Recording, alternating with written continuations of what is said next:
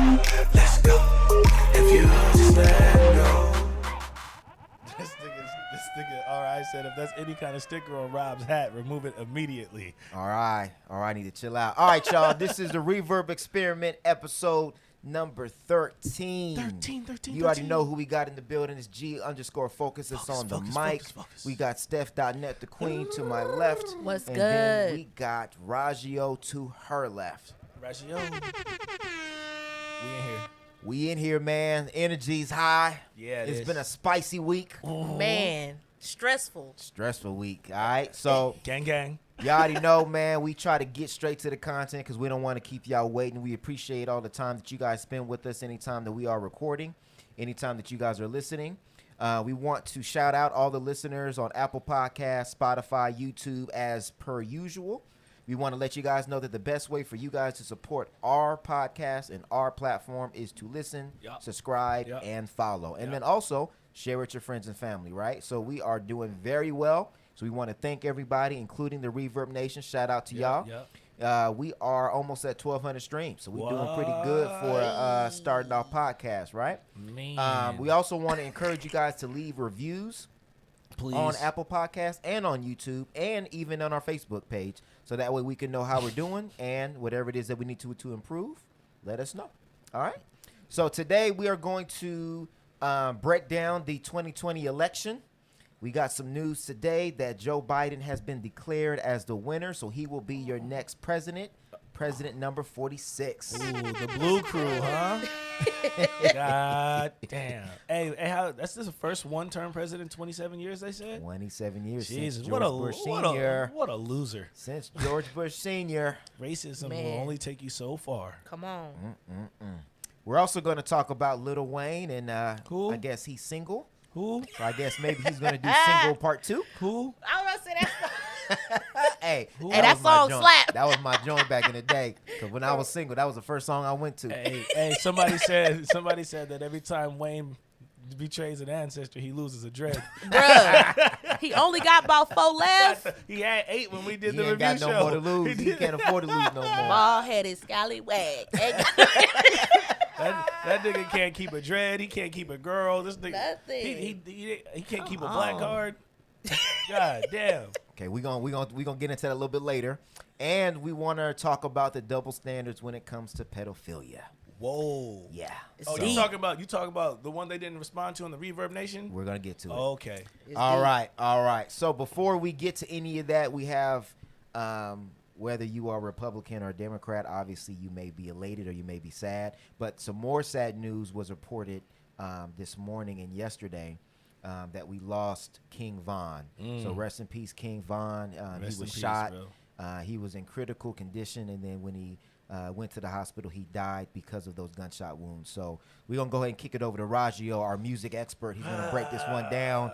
But definitely, man, we just want to encourage everybody out there to stay safe, especially with these high tensions, with these just with the election and just the pandemic and just everything, just to stay safe out there. But hey, what a bad time. What a bad time to have like this kind of violence in our, and I mean, it's always a bad time, right? But when we're in a situation where we're fighting for the collective good at this point, it's terrible to see that violence. So R.I.P.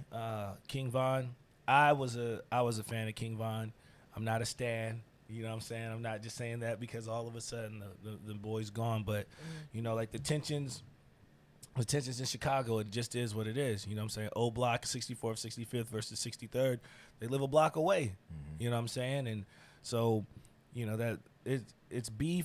The beef over women is it never ceases to amaze me when a man loves a woman, like the kind of shit he's willing to get into. You know what I'm saying? So from my understanding and from what the reports are, and I kind of watch this, bro, because I'm in I listen to it and I listen to people talk. But from my understanding, Asian Doll was King Von's ex or his chick.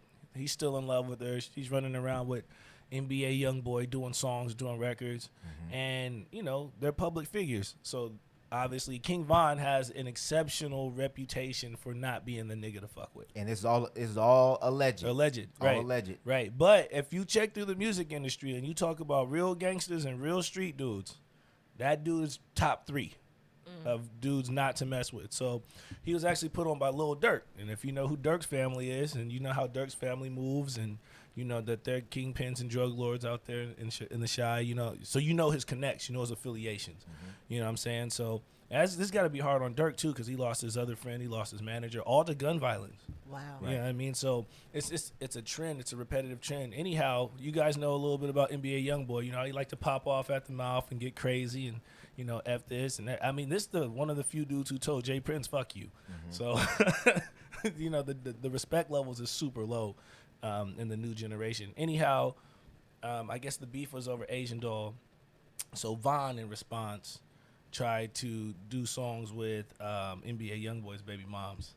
So you already know how it goes. So he was in New York a couple days ago talking to academics via internet, and academics actually offered him salvation. It was like, yo, you need to get baptized, and we need to cut the gang violence and the street stuff.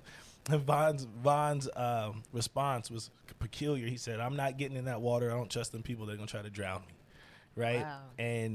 And 2 days later, you know what I'm saying, he's at Opium. He runs into Quando Rondo, who is affiliates and good boys with NBA YoungBoy. So you know how that go, man. You know how the streets are. You can't have beef with my boy and not pay the price, man. But it's all senseless, right? It's senseless to those who don't understand, number one. But when you grow up in that environment, if I just watched him in New York like yesterday, and I watched like how he was moving with 5 people at a time, right? And all of those guys' heads are on a swivel because this is the life that they live, right? So, you know, we as the consumers of music, we love that shit, and then we act sad when we lose one of our own, right? It's kind of and Von was good. He's giving back to the community. He did community events, backpack drives, shoe drives. He's paying the rent for people in Chicago who couldn't pay. You know what I'm saying? He's still going to O Block, still in there, still super active in the community. You know what I'm saying? Hanging out with the kids, trying to be an inspiration. But at the same time, you got to leave that life when you make it. You know what I mean? And that it's just hard to get out of that when the people that you grow up with and you love are still in that game. Right. You know what I mean? So, I mean, I really don't know the solution, to be honest, bro. Like, you know, we don't want gang violence, but we consume gang violence in our music. We pay for it. You know what I mean? And then we want the kids to grow up, and we don't want this type. But we love this shit. Deep down, there's a spot where we love the chaos or where we love the anarchy, and then we all come together and like, oh man, I wish that he would have just made better decisions. But nobody encouraged him to make better decisions. You know what I'm saying? I mean, we not only consume the music that includes gang violence, but we pull people's card if they're not really about that life. Facts. And as I said earlier, right? One of the main things about Von is, yo, he's known for pulling up on internet niggas. If you type in and talking to him, he's on a flight, bro. Like, he's known to, you know what I mean? That was his reputation. You know? Yeah, I think it's a two-edged sword because it's like you guys are saying, we respect people that are about that action. Like, whatever you talking about on record, you do in real life. But then we are like, man, like, you should have moved differently after you get killed. So, and like to see guys like 6ix9ine in the comments laughing after the news was on there, bro, right? It's just, to me, it's just clown shit, because it's like, so you are the very opposite of that, where you talk about a lot of shit in your record, and you snitch, but then you ain't about that in real life, and then you shit. laughing. So it's like, we shooting, like, y'all shooting him, but then 6ix9ine is able to walk around and free. He disrespected Nipsey, free. He disrespected Von, and it's like, but y'all still will consume or listen or watch his Von, like, interviews. Von called, you know what I mean? So like, to me, we need to, as a culture, we need to, for one, you need to have more control over your music and your distribution, right? When you have record labels that have no involvement in your culture, you can put but out whatever you want, are telling you what to push, you need to be in more control of that. Secondly, we need to, as a culture, stop glorifying the violence, because the violence is killing us. It's not killing anybody else. And we also need to be able to take accountability. And with guys like King Von, or even guys like Nipsey, things like that, like, we are losing people that had major influences that were growing and were changing right in front of our eyes, and were doing good for their community. So we just got to do just a better job and rest in peace to King Von. Prayers out to Asia Doll. Because I know she's going Lil through Durk, it right now. Mm-hmm. Prayers for Lil Durk. It's almost like he's got like a dark cloud around him, man. Like everybody he puts on so far is but it's the association. You understand what I'm saying? Well, It's the and association. Chicago, I can't speak on Chicago culture because I'm not from Chicago, and Yeah. I don't ever want to talk about or touch on what's going on in the place that I'm not from. But there has to be some type of culture shift there because of all the violence and all what's going on. And for the people that are deeply enrooted or involved in Chicago, I mean, it's easy to say that on the surface, Facts. but Like, how many more young, promising young black men are we going to lose to the violence? And not even just even a King Von, just general, just regular Joe, Regular people. regular Larry. Yeah. You know So what I mean? we're in a place right now where we saw how powerful we were coming out and changing policies and Yep. trying to get to a place Yep. where we're fighting for reparations, fighting Yep. for freedom, fighting for equality. We can't be fighting 4 or 5 different fights on But this all is one front. what's so crazy about even here, bro. Even here is when in Chicago I was listening to Von. Like I said, I listen to a lot of interviews, so I see him a lot, right? He's a very hard person to get an interview from. But if you watch his music videos, he's literally telling you the game. He's like, that's what made him so dope, is that he, from his experiences, he'll tell you how to move. He'll tell you how not to move. If I was gonna set up somebody, this is how I would do it. If I was in this beef, this is how I wouldn't do it. So when he was talking about 6ix9ine, when Axe said, let me let's get you baptized, he said, what you need to do is get 6ix9ine baptized. He said, you running around here with snitches trying to tell me what to do. You understand what I'm saying? And so the mindset is, when there's no money and there's poverty, but yet you still grew up with these dudes. So you know these people on a very, very personal level, right? The same niggas you beefing with, the same ones you passed or failed 2nd grade with, right? These are the same niggas you played kickball with. They're the same, because we always talk about proximity, right? So when you start getting money, the proximity of your relationships grows, right? Because you're able to be touched in more places. So when you touch down in Atlanta, right, you run into somebody who is family with the ops, right? You get more opportunities to be in shit that you shouldn't be in. Right. And on the other side, if you're doing good business, you get more opportunities to make good business moves. Right. But until we start making a narration change in what we put out in the music, until we start owning our rights, those white people are going to keep making us sell death, destruction, misogyny, murder, drug abuse. You understand what I'm saying? We don't have right now. Remember we talked about when Prince, Jay Prince and who was it, Birdman and Master P, or somebody They were going to right. They were going to come together. And for then the one feds cracked down on everything they were doing, Yeah. so they couldn't have control of their own Yeah. their own distribution, and that shows you how powerful that situation is, right? So that's one of the reasons why I love people that are not taking record deals, because you can put out great independent music by yourself, or like sign to like a TDE or like a Dreamville or somebody who's gonna let you talk to, but when you're that poor growing up and somebody offers you $5 million, Oh yeah. what are you gonna do? Yeah, and I would never tell nobody to turn down, if you're in a situation like that you got to come up. You got to get your money. But I just think we have to have that conversation, and we're probably going to have it here pretty soon. We need to have that conversation about, we can't be talking about, there has to be some self-accountability with not only our culture, but what our message is. And we are just dominated by those messages that are, like you said, death, destruction, and whatever. And there is a difference between telling your story and promoting it. If you have moved from there, which obviously he's still living it, and he was still living it, we got to understand that's not cool. If you have gotten to a situation where you have made more money and you're able to make a change in your community, we don't need you to go back, because you're more important than keeping it real. And we got to understand that sometimes keeping it real will end up getting you killed. Yep. So look at Stack Bundles. Look at Nipsey Hussle. Yep. Look at King Von. Yep. There's a whole nother list of rappers Yep. that, because they did not want their card pool, that they wanted to stay in the same vicinity that they were getting out of. The whole point is for you to get out of the hood And pull somebody not with to you. go back to the hood. Now, it's not saying you can't go help out, You can obviously help out and get people opportunities to get out of the hood too. But when you are still involving yourselves in the very acts that could obviously kill you and kill other people, and especially with King Von being a father, your responsibility is to your children. Your responsibility is no longer to the streets. And But do we abandon our neighborhoods? Because I feel like that happens a lot. Like, we all try to get out of the hood. We don't try to revitalize the hood. And all they gonna do is come in and take the shit that we left, and then they gonna revitalize it. Like, damn, look at the hood now. Like, that's the place to be. They gonna gentrify it. right. And Well, we all ran off to the suburbs. I feel think like- that's different though. I feel like we're missing the educational pieces of this conversation, because if you get money for the first time and you never had money, what you go do? You go buy Dior, you go buy Balmain, you go back and you buy diamonds, you buy chains, you buy jewelry, right?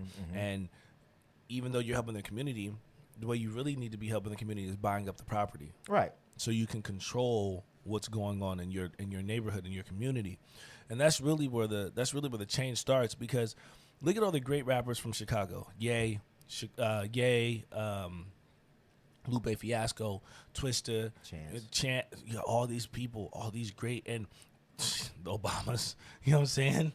You know, they got all these amazing individuals that have come from Chicago. But I think that's one of the things that we as black people, we don't really do. We always talk about group economics, and that's one of those things where we should be doing is, you know, if we got a bunch of dope people from Sacramento that are making a bunch of money, because we do, right? We should be coming back and buying up this shit. But the way that black people are raised is we never had shit. So when we get it, you know, our first idea of what we should do is flex, right? Get a new car, get a new this, get a new that, because we want to enjoy those things that were, I would say, blocked off from us or forbidden for us to have, right?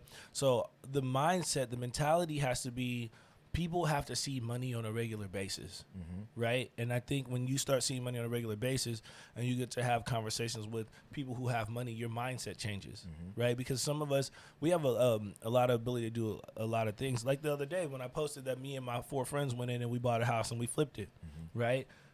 That kind of stuff encouraged a bunch of people to hit me up, and I was able to group other people together so they can work together, right? So they can build those relationships. I had like 6 people hit me up. I'm like, yo, check this out.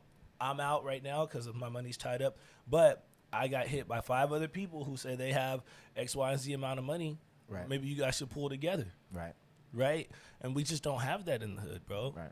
We don't Well, have it. and I think what Steph was saying, and I think that's true too, that you should help out economically so that way other races or other ethnicities can't come in and buy your property, right? Because you're trying to you're basically willing to die for a neighborhood that you do not own. But I'm saying, as far as like just getting out of the hood, yeah, you're out.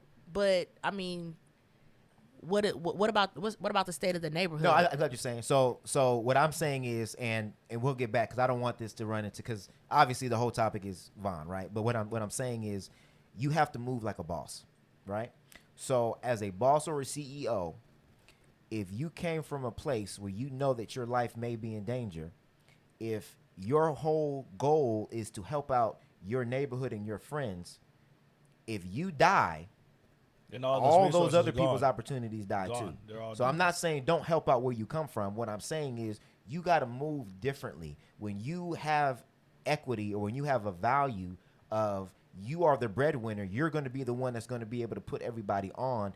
You can no longer hang out at some of these spots that you were hanging out at. You can no longer be at a nightclub maybe at 3 a.m. in the morning where there may be possible problems. You going to have to say, I can't do that no more, because, again, my higher responsibility is, for one, my family, and for 2, I have people that are back home that I want their lives to be changed too. So you gotta, for one, have people that are in your circle that are going to leave that street life alone and start moving as a business. And you also have to have people that are going to encourage you to say, look, hey, bruh, this ain't for you. We'll take care of it.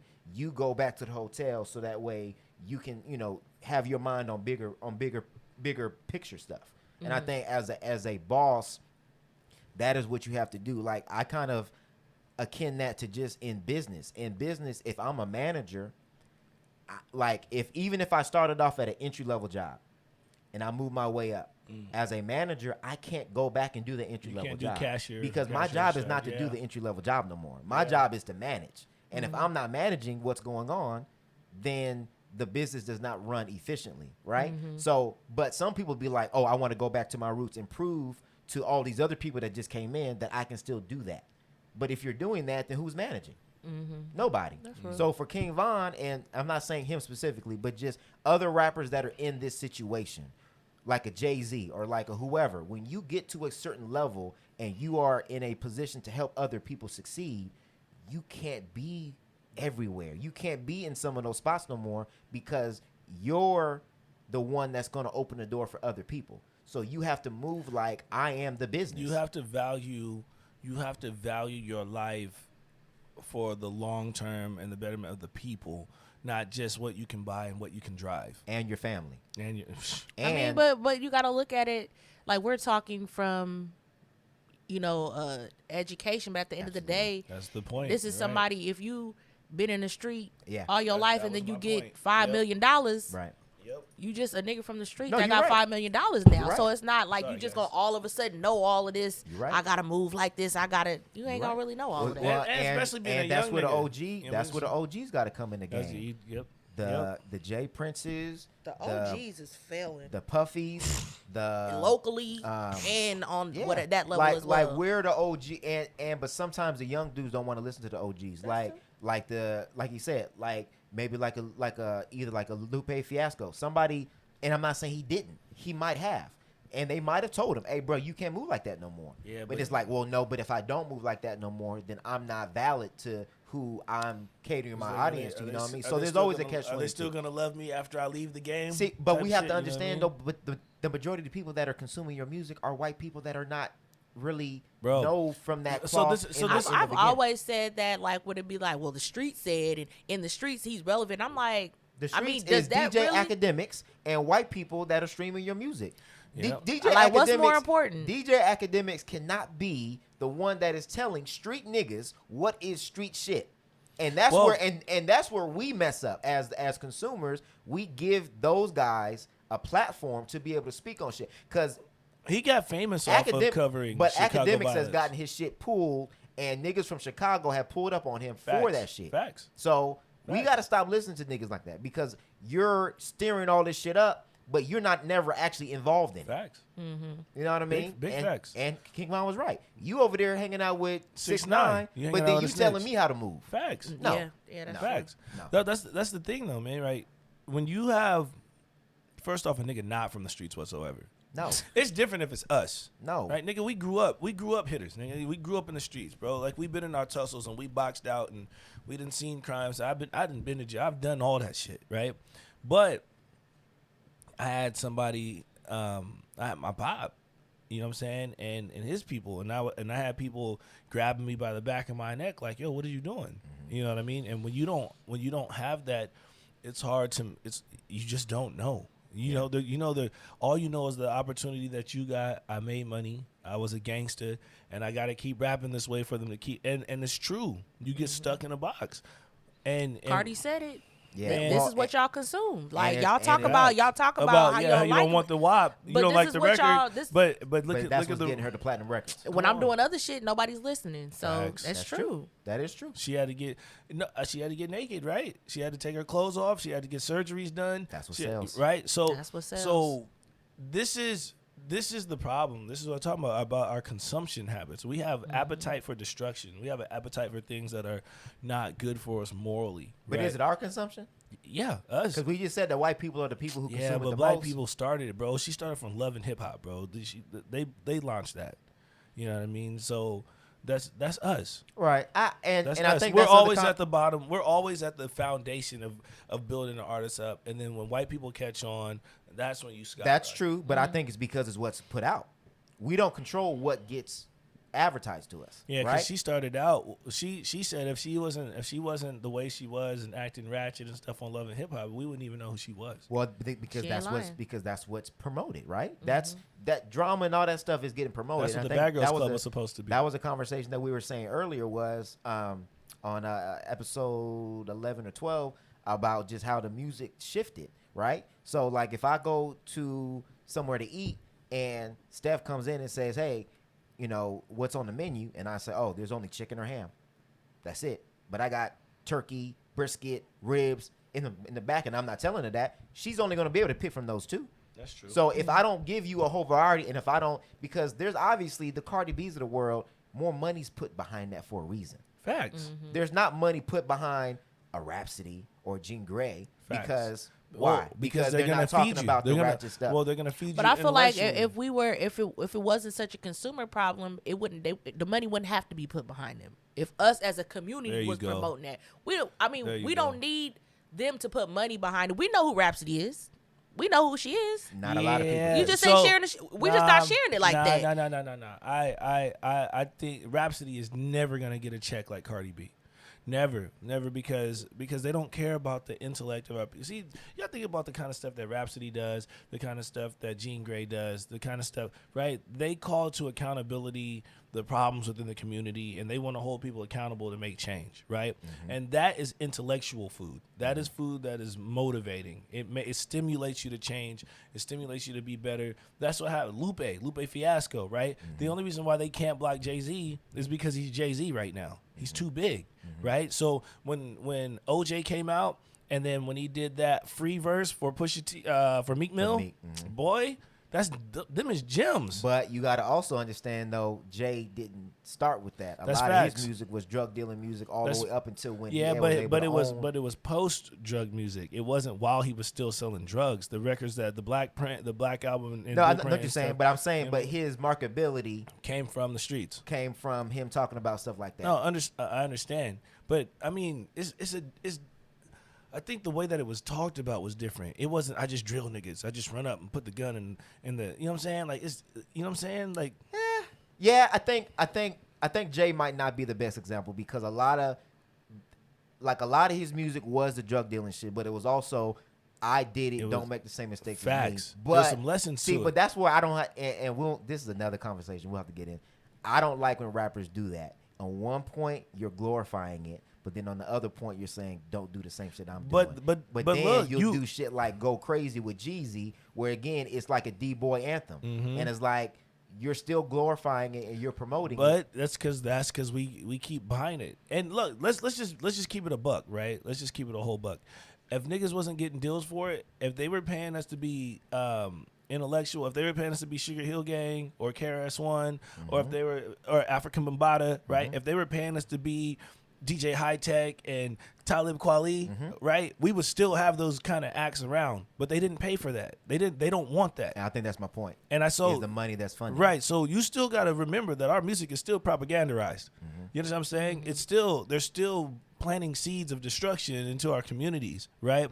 And then the white people that listen to it, they don't live the same reality as us. So it's just a good old fucking video game, and then you go back to living your regular fucking life. Yeah. Yeah, that's it. Yep. I think that is a deep conversation that we will table and have it. That could have been the whole podcast. That could have been a whole podcast. Right there. Man. All right. So let's get on to the election. R.I.P. Man. Von, All man. right. R.I.P. Von King, man. King Von. And like I said, prayers to Asian Doll, prayers to Lil Durk, prayers to man. just King Everybody Von's should family. Yeah, Prayers- man. prayers to both sides, bro. Because this, man, I don't know if niggas is asleep, but that's the beginning of a war. Yeah, it's not. Yeah, that's It's not not- just that's- this somebody isn't- this died isn't- and it's this isn't over. it. No, it's not over. It's Yeah. not over. So just prayers to that whole situation. And again, we never want to talk about situations that we're not involved in. Think about how 'cause the lost drip- you got to be to run up on a nigga and shoot another nigga, right? Think about how lost you got to be for niggas to share the video. Right. Yeah. I sure didn't watch it. Well, because everything for us is we are desensitized and everything ends up being entertainment. So, yeah. All right. So we're going to get on to the election. We're going to get on to some more uplifting news. Like the horse making, Yeah. So we gotta get the energy up here. All right? Man. So before no.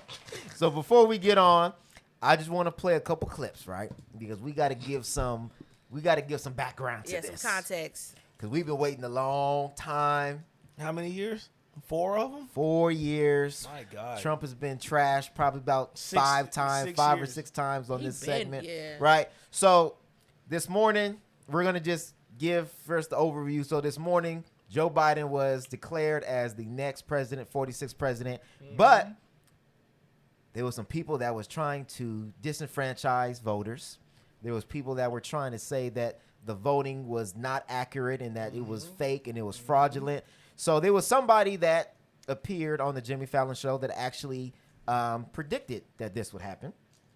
So we're going to go ahead and go to Mr. Bernie Sanders because he had a lot to say. He's an old prophet. Old Prophet Sanders. Won't know the results until days later. When do you think we'll know the results? All right. Jimmy, you raise an important point, and I hope the American people understand it because this is something I worry about.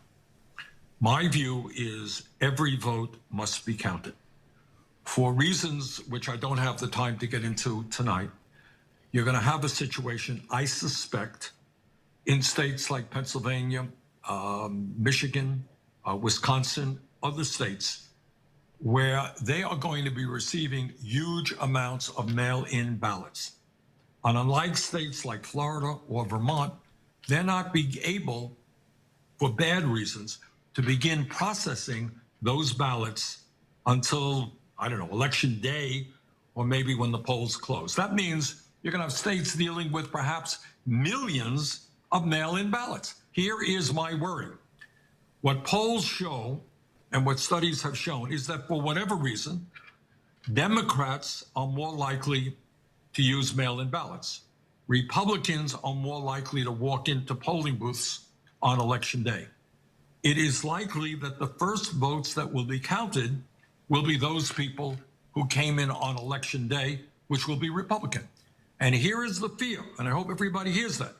It could well be, and I don't know what's going to happen, nobody does, but it could well be that at 10 o'clock on election night, Trump is winning in Michigan, he's winning in Pennsylvania, he's winning in Wisconsin, and he gets on the television, he says, "Thank you, Americans, for reelecting me. It's all over. Have a good day." But then the next day and the day following, all of those mail-in ballots start getting counted, and it turns out that Biden has won those states. At which point Trump says, "See, I told you the whole thing was fraudulent. I told you those mail-in ballots were crooked, and we're not going to leave office." So that is a worry that I and a lot of people have. And that's Man. exactly what happens. Exactly what. So, in the waking moments of counting Pennsylvania's votes, in the waking moments of counting Georgia's votes, And Nevada's in the slow waking ass. moments of counting Nevada's votes and Arizona's votes, and Michigan and Wisconsin, that is exactly what happened. We already kind of knew the plan because Trump had already been saying this months before, but he basically tweeted that they won the election, and when they continually kept counting, then he said that this was fake, fraudulent, and that he won and that the Democrats were trying to steal the election from him, and got his base charged up to the point where they actually even went down to some of the places in Pennsylvania and some of the places in Georgia and were trying to protest and telling them to stop counting. But in Nevada, they were telling them to keep counting because he was down. So it just caused for a lot of stress.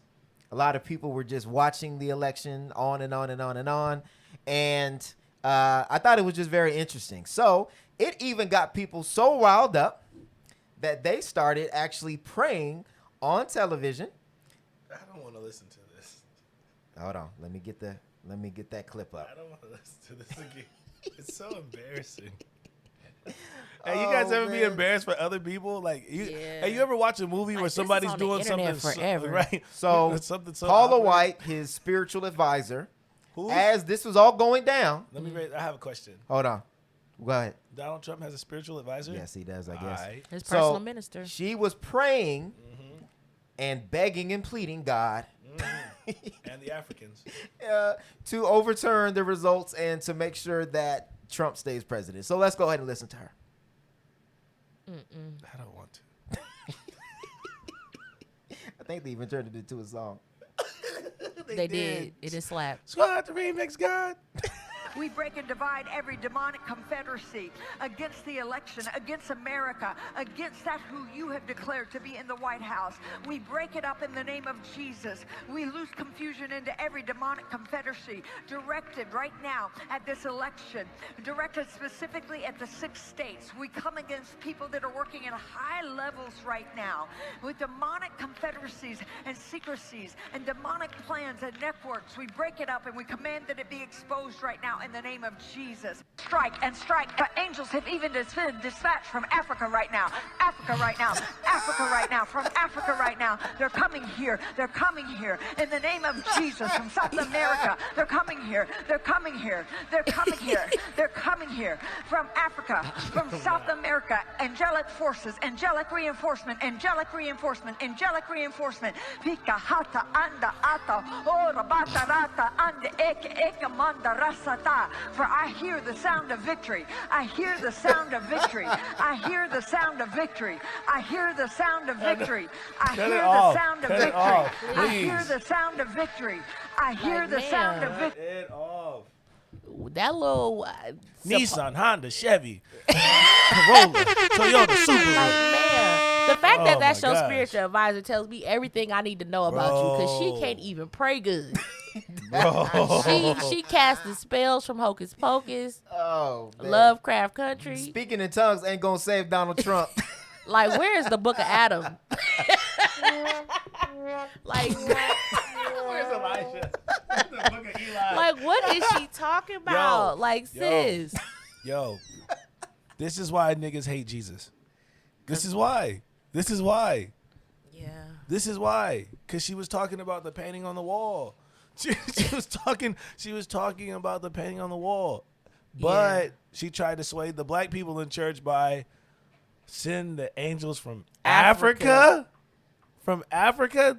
Yo, that sounds... From South America? You could tell that was some Donald Trump influence, because that's the same shit he does. Says some black shit to try to influence black people. Like, what is she talking? Yeah, that Africa? was terrible.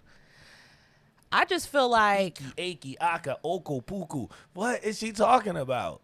I feel like it was a setup from... We all know it was set up from the beginning, because he was telling his base not to vote by mail so that he could question the mail ballots. Exactly. Period. He been saying don't vote by mail because he knew he was going to pull this bullshit, because he knew mostly Democrats vote by mail. Exactly. I've been voting by mail. Exactly. So right now, what we're gonna do before we give our thoughts and our reactions to the election and how we feel and what we think Joe Biden and Kamala Harris are going to do for the black community, we're gonna go to our Reverb Nation. We're gonna let them jump in and give them some thoughts. Hey, And, if any of them say any prayers like that, we hanging up. we hanging up. All right. So we're gonna let CT come in real quick. She gonna go ahead and give us her thoughts. Hold on one second. Let me bring her in. Shit. Back. CT. Old. CT. She on here? What up?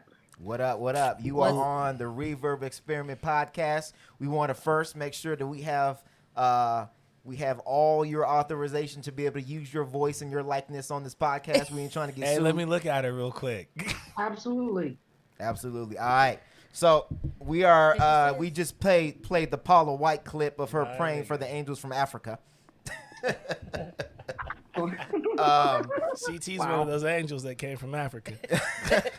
So we wanted to get your thoughts on the election. Are you happy? Are you sad? And what do you think that Biden and Harris are gonna do to help the black community? Well, I voted. I took part in the process. I'm very happy. I early voted. I feel like my vote counted. Facts. I am very happy. I think that there is, of course, a lot of work to be done. I think that it would be asinine to think that there is going to be some savior aspect to this decision. But I think we have grown-ups in the White House now. I think that we have people that can be reasoned with, and people who we can count on to talk to other nations without disrespecting them and saying China and all this other, Right. Like, we can actually have real conversations. We can wake up in the morning and not have this anxiety that every breaking news is going to be something. This dude did, you know. So I'm feeling good about it. I feel great. I am so happy for Kamala, who is a Howard Bison like me. Hey. So I'm very excited. How do you feel, or what obviously, because you voted for Biden, She voted for Trump. what kind of Did I? validation what kind of validation did you get when you realized that the dominant black counties and cities were the ones that turned these red states blue and basically brought the election home?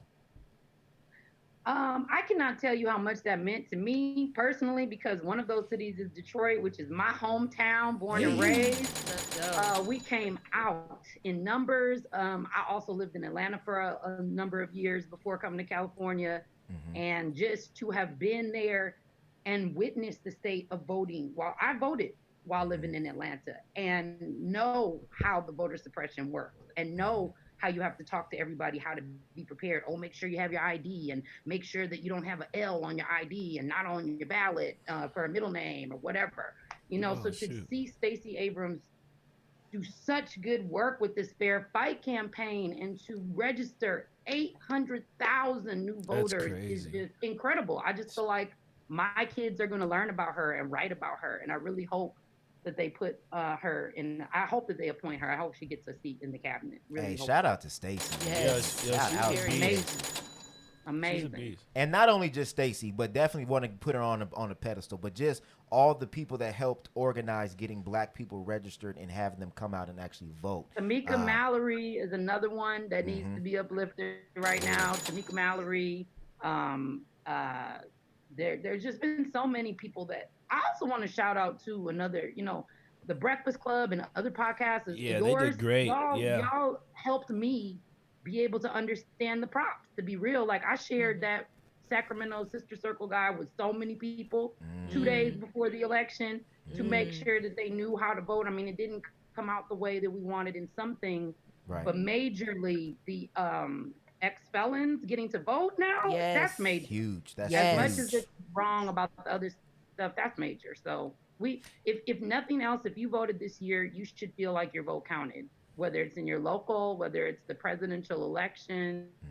You know, I just feel very validated for the first time in a long time. Absolutely. Yeah. And I think with this election being so close, Yes. I think this, if anything else, because the always the narrative was black people's vote doesn't count. Why are we voting? And it's like, dude, your vote does count, because if it didn't, they would not be trying to suppress your vote. Well, period. Facts. Well, and then seeding the narrative that it doesn't count, right? So why even bother with something that's not going to count in my favor anyway? You know, it's right. Yeah, that's what they think. But you know, what are they going to do now on IG? What are the negative people going to say now that your vote doesn't count? Because it did. It pretty much counted. It made the biggest difference. And let's be real, black people saved Biden's ass. Yep. We saved his ass, because if it wasn't for us, he would not be president. He was right. Because they kept saying on the news, they kept saying, we still have to come from, you know, Clayton County, Atlanta area.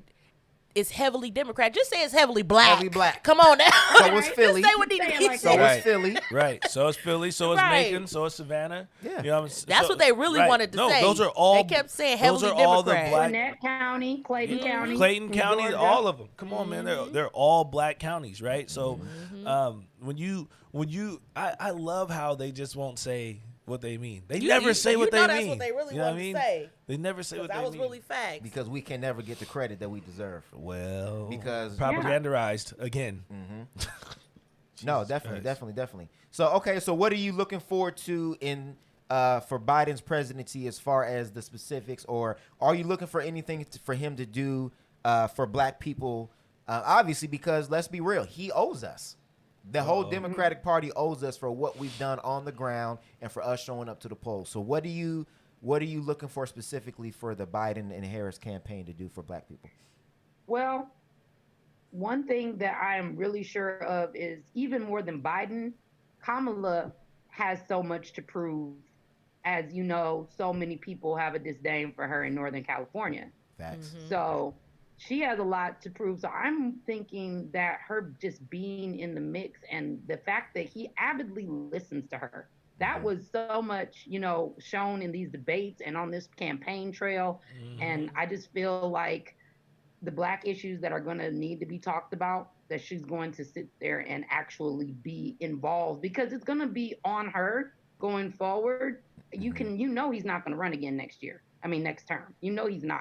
So it's like every little move they make is going to wind up being a reflection of him, but also her. So I just wanted to say that before I say the issues. But the issue that I think that we need to talk about is absolutely the reforming the police versus defunding the police. Finally having an administration to maybe possibly define what defunding is versus vilifying it and not talking about it and just saying reform. We've heard Biden say reform, but now that he's in, there's going to be applied pressure for defunding, or at least to address the conversation. I think that systemic racism is huge. And I don't know how we're going to attack that or where it begins, but I think a great place to start would be the schools.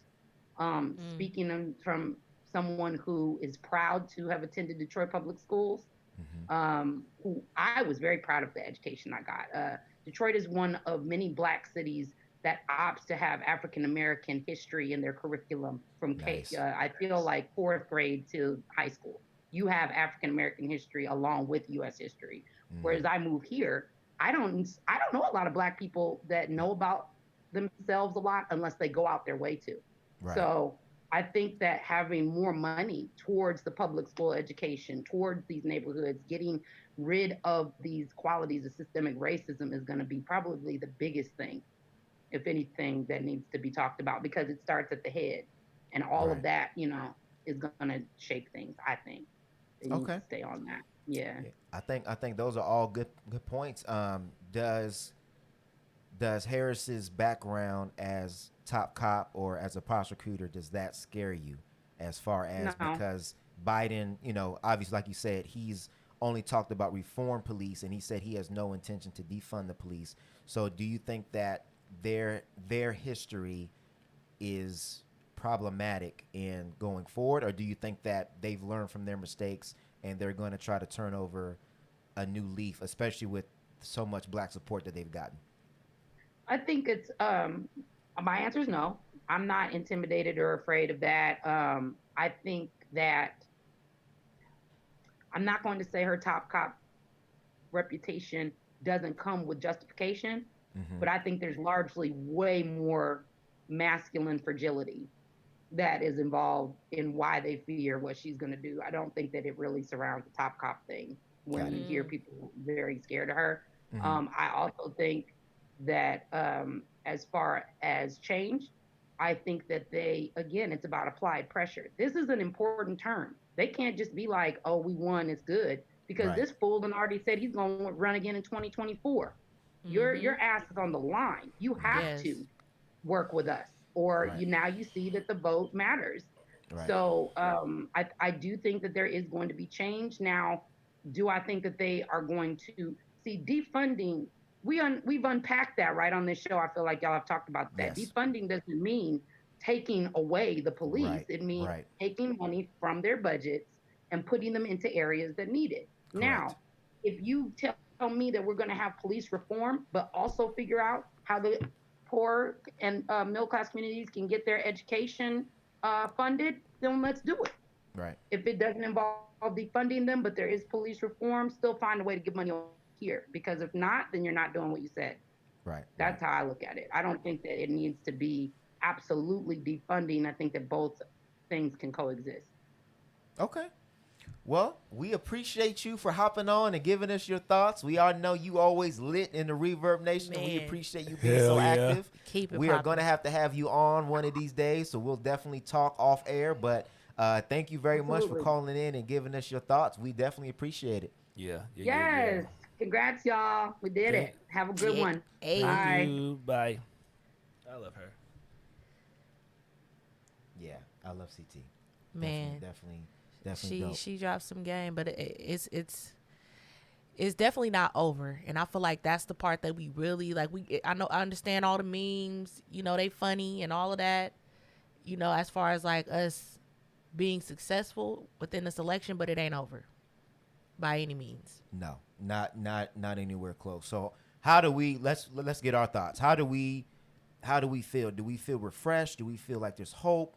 Do we feel validated? Like, how do we feel after this election, right? Because we talked about it in great length about not only the president's election, how much of an impact that would have, but we also talked about the state, the local measures and things like that. So just in general, but I mean, more specifically, obviously with Biden being called as president, how do we feel? Because this is new. This is hot news. This was just this morning.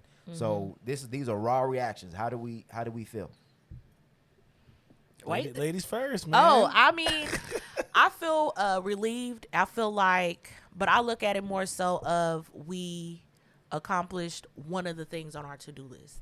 That's kind of how I look at it. I mean, we talked about it already as far as the runoffs in Georgia for the Senate seats and how important that is for this to really even have the effect that we want it to have. Because if we got Mitch McConnell sitting up there saying, I'm not going to let you do nothing. You're going to block everything, right? You know what I mean? The same way that he did Obama, it's kind of like we in the same situation. So I feel like that's the next.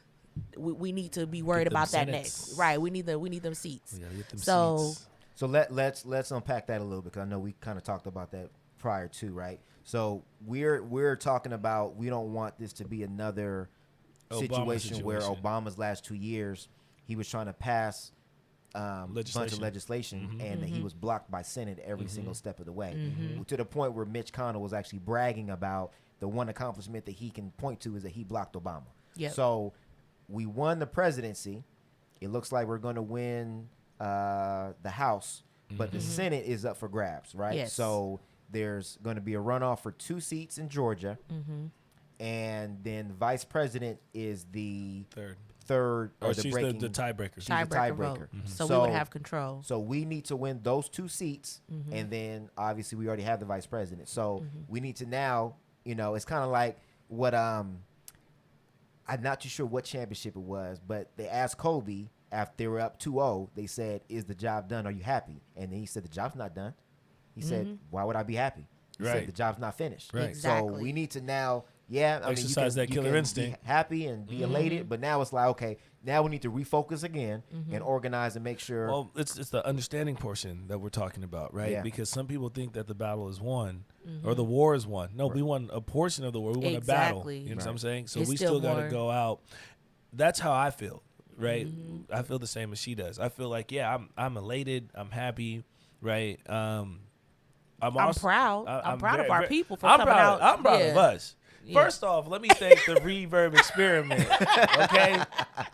Because we had some hitters up here we did. to give some good game, and I feel like in the midst of making sure that we touch as many people as we could, educational wise, I feel like I was educated and I was more Yes. informed, and because we're a program that kind of leads, you know, we do a lot of the forward thinking, right? So I feel like that held me to a higher responsibility of making sure that I did my part and I understood what was going on, right? So this is another portion of that, right? Yeah, we won the presidential election, but now we understand, right, from previous years that if we don't get the House, right, then it doesn't matter, because we got We need people them seats. who are only there to make sure that That we can't do Democrats shit. can't do anything. Man, and then people complain like, "Oh, what do they do?" But it's like if we don't stay focused and keep moving forward, they're going to be blocked. And then we're going to be complaining that, well, why didn't they do this? Well, why didn't they do that? So Then you're gonna hear Biden was just like Obama. He didn't do anything, right? And then but I think you gotta have a too- backup. You gotta have the team. I think too, like they were saying, I feel like the reason why it's so important to really shine light on this is because, I mean, they're already saying that they don't believe that the same amount of numbers is going to come out because it's no longer about getting Donald Trump out of office. You know what I mean? So for these runoffs, we need that same energy. Like So it's very important. We're gonna have to push another hard campaign for the and Georgia. they're gonna let all the people who turned 18? Yeah, Vote you in have December? until December 7th to register if you're gonna be 18 by January 5th. It's So, nice. that's They're important. gonna let you vote before your 18th birthday. So that's why you need to, we need to be sharing that. You know what sure. I mean, I'm sure you know some people it needs to be all know circulated. people we all know I mean, people we can in even Georgia. boost this and target Georgia. Fact. Yeah. That's, Like- that's No, a for bar. real. Yeah, I mean, we have to there has to be an understanding, and I think just like what you said, like with just the amount of numbers of people that came out, it was like this was the most voter turnout since the 1900s. Facts. And that's crazy. And Joe Biden got more votes than any president in history. yes, Yeah. and that's because of us. It's because of the heightened responsibility and the urgency. So shout out to everybody that was involved. Like even organizations like the NBA, like opening up their arenas, making sure that people voted, whatever. And I know people were like, "Oh man, they should have not played." But it's like, okay, they didn't. They played and still were able to get You could do the both. the actual urgency around what was going on, because again, this was a very important time just in history for us, right? Well, We And we've need kind of that- seen. we We've need kind of that seen a lot. energy. You know what I'm saying? Like, I feel like, especially our generation. Our generation is the first generation that is really concerned about generational wealth. We're really concerned about educating ourselves financially, making sure that we abide by certain rules, right? And it's our age group, right? So I feel like we are the gatekeepers, and we are responsible for the information because we're getting it. Right. And so just like you would push this podcast, or I would push my album, or you push your hair, you know what I'm saying? We got to have the same energy for us as a collective.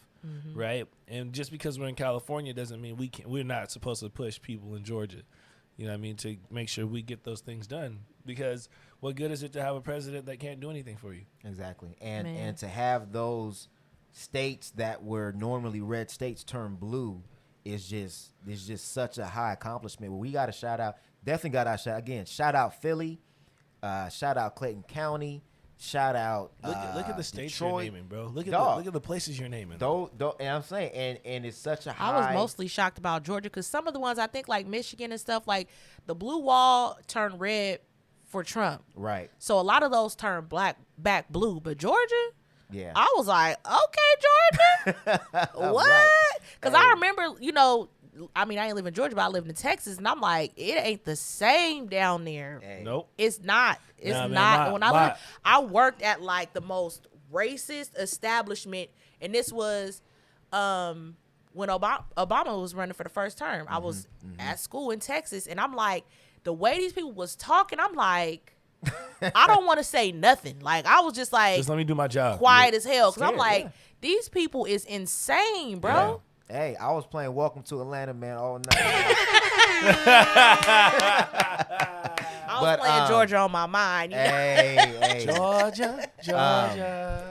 I wanted to go over some of the exit polls because I thought it was pretty interesting, man. I think again we got to give shout outs to our people, man, because black people, we showed out. So 87% of black people voted for Biden. How many? That's what won the election, right? Period. Yeah. 87%. Hey, man, So- that's why it frustrated me to see all these black people talking about what's really going to change if you vote. Man, shut the hell up and And vote, FOH, nigga. So 12% did vote for Trump, but again, 87% voted. And this is an exit poll, so this is just a sample. This is not the The actual mail-in, because it numbers. was so much mail-in too, right. to where that ain't counting that. So what was interesting, and this is where we need to talk about allies. So don't be wearing no Black Lives Matter shirts.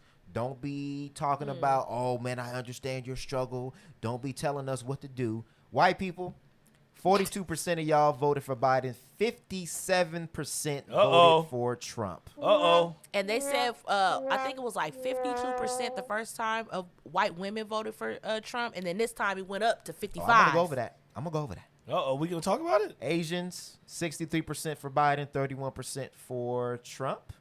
Latinos, 66% to 32%. So let's break down the actual demographics. White men, 40% for Biden, 58% for Trump. White women, 43% for Biden, 55% for Trump. Black men, which is, I know this is something that people always point out, 80% for Biden, 18% for Trump. And that Patriarchy 18% has gone up. I think it was 12% last Oh, wow. 2016. So, and don't quote me on that, but I think that's what I think it's a 6% change. Black women showed out. 91% Biden, 9%, 8% for Trump, right? So The pick-me's. Latino men, I think there was an increase in there as well. So even with the Latin community, right? So Latino men, 61% for Biden, 36% for Trump. That was an uptick. Latino women showed out 70% to 28%. So it was just very, very interesting to see what the sample size show. Obviously, again, like we said before, black people saved Biden's ass. Saved his ass again. What are some of the most important reasons why people voted, or what they were some of the most important issues that were on their mind? So as far as 5 issues that helped decide who they voted for the actual president, 35% said was the economy, 20% was racial inequality, the pandemic was 17%, crime and safety was 11%, and healthcare policy was 11%. So we can see why Biden was elected president, because those 5 issues he talked about in great detail, and Trump did not. So I can't be more proud of our people. Can't be more proud of our people. And I got to give shout out to all the people, and like I said again, all the people that were on the ground, that were doing the groundwork. And we got to make sure that that's not just every election year. That's throughout, because we got the mid elections coming up. And then we have the Georgia runoff that's coming up that I think is going to be in January. So we can't fall asleep at the wheel. No. So and last episode I had quoted somebody saying you don't give an account in your money and then come back in 4 years and find out what they did with was it. a bar. That was Stacey Abrams. That was a bar. Okay, that was her. She that was was the her one quote. that said that. That was a bar. And shout out to She was Shout on the out- shade shout out room to her dro- again. Man, I'm like she was not playing. shout out to her again. Beast. So the next question is, because we all know that this is going to happen, people are going to say, "Oh, you guys voted for Biden, the '94 crime bill, et cetera, et cetera, et cetera." What is Biden going to do for the black community? First off, he needs to go ahead and rectify all the mistakes that the '94 crime bill caused. All the people that are incarcerated and all those lives that was impacted and affected. That is his quid pro quo. You need to go back right now and make right all those fucking wrongs. Yep. All the things that you did to put black people in disenfranchised situations and disposition us and put us in situations where we can't qualify for jobs, where we can't qualify for credit, where we can't qualify for certain types of housing or certain types of funding programs because of criminal records. We need to go ahead and have that rectified. So let's go. I'm going to go over some of the bullet points that are in the Lift Every Voice plan, which is his Black Agenda plan. That's such a because whack ass name. I hate it. It I is a whack. hate it. It is a whack name, and we already talked about how we were displeased with the pandering, and that if you don't vote, you ain't black, and all this other stuff. But let's look at the policies, right? Because that's what's the most important thing of it. We all agree that Biden is probably a one-term president. We just voted him in to get Trump out. But I think it is important to look at these because it's out there, and I don't think anybody's ever gone through it. We always say, "Oh, well, I don't think he has an agenda." It's been posted for like 3 months. 4 months. You just haven't gone through it. So That's what we're here for, sir. That's what we're here for. So the first trying to point help y'all. is he will advance the economic mobility of African Americans and close the racial wealth gap and income gap by investing in African American workers, businesses, and communities, and expanding African American home ownership and wealth building. If you actually look in the plan itself, he has $100 billion that is funding more affordable housing. That's real money. So that's that. Number 2, affordable housing for ownership. yes, is the meaning that key. they will give them That's the key. homeowners. Yes, Yes. yes. Okay. Thank you, sir. That was a good point. Yeah. Expand access to high quality education and tackle racial inequality in our education system. I'm just going to go through the bullet points because we don't want to be here all day. End health disparities. He will also strengthen America's commitment to justice, make the right to vote and the right to equal protection for African Americans. Also, he will address the environmental justice. And let me pull up the other article that I got that actually goes through some of the other more more specifics that he's going to do in this plan. And this is talking about just, again, that Lift Every Voice plan. If elected president, Biden would instruct the Justice Department as well as the civil rights offices and other federal agencies to crack down on hate crimes, senior campaign officials said on the call. The plan calls for more funding for small businesses and administration to allow the agency to better support African American owned small businesses. It also calls for more federal contracts opportunities for African American owned businesses. He has $50 billion that's actually set aside for that. So for incubator businesses. The plan also calls for, already read that one, excuse me. Biden plans to invest $1 billion per year in the juvenile justice reform. He also proposes to triple the Title I funding, creating a new tax credit up to $15,000 for families buying their first home, and making public colleges and universities tuition free for students with family incomes below $125,000. That's huge. Man. Hell yeah. That is huge. You know, because that absolutely, now there's no excuse for the educational gap, No. right? Everybody's competitive now. Then the plan would also ensure political appointees, including the president's cabinet, to look like the country they serve and ensure that our federal workforce is a representation of the demographics of our country. So basically making their cabinet more Diverse, yeah. So we got to do the reading because we can't, it's easy to say he's not doing nothing for black people, but the plan says otherwise. And if you don't know what's in the plan, then you can't hold him accountable. I still want him to be That accountable part. for the 94 crime bill. Yeah. Well, He he's still needs to also go back he's and also fix that. said that he's going to get or reel in, which is what he's saying is get rid of private prisons, decriminalize marijuana. And I haven't gotten a chance of going through his criminal justice reform because he actually has a plan specifically just for criminal justice reform. Because I know he's talked about drug courts and how they weren't properly funded Yes. and getting those funded We would to where like if you Kamala have an Harris. actual drug problem, instead of going to jail, you Bingo, actually get you the should help go that you get help. need. I think It's that's a what they're sickness, saying. right? Yeah, They're yeah. going to decriminalize, I think, like those instances where instead of you going to jail, that you actually get a chance to get some rehab and get some help. Facts.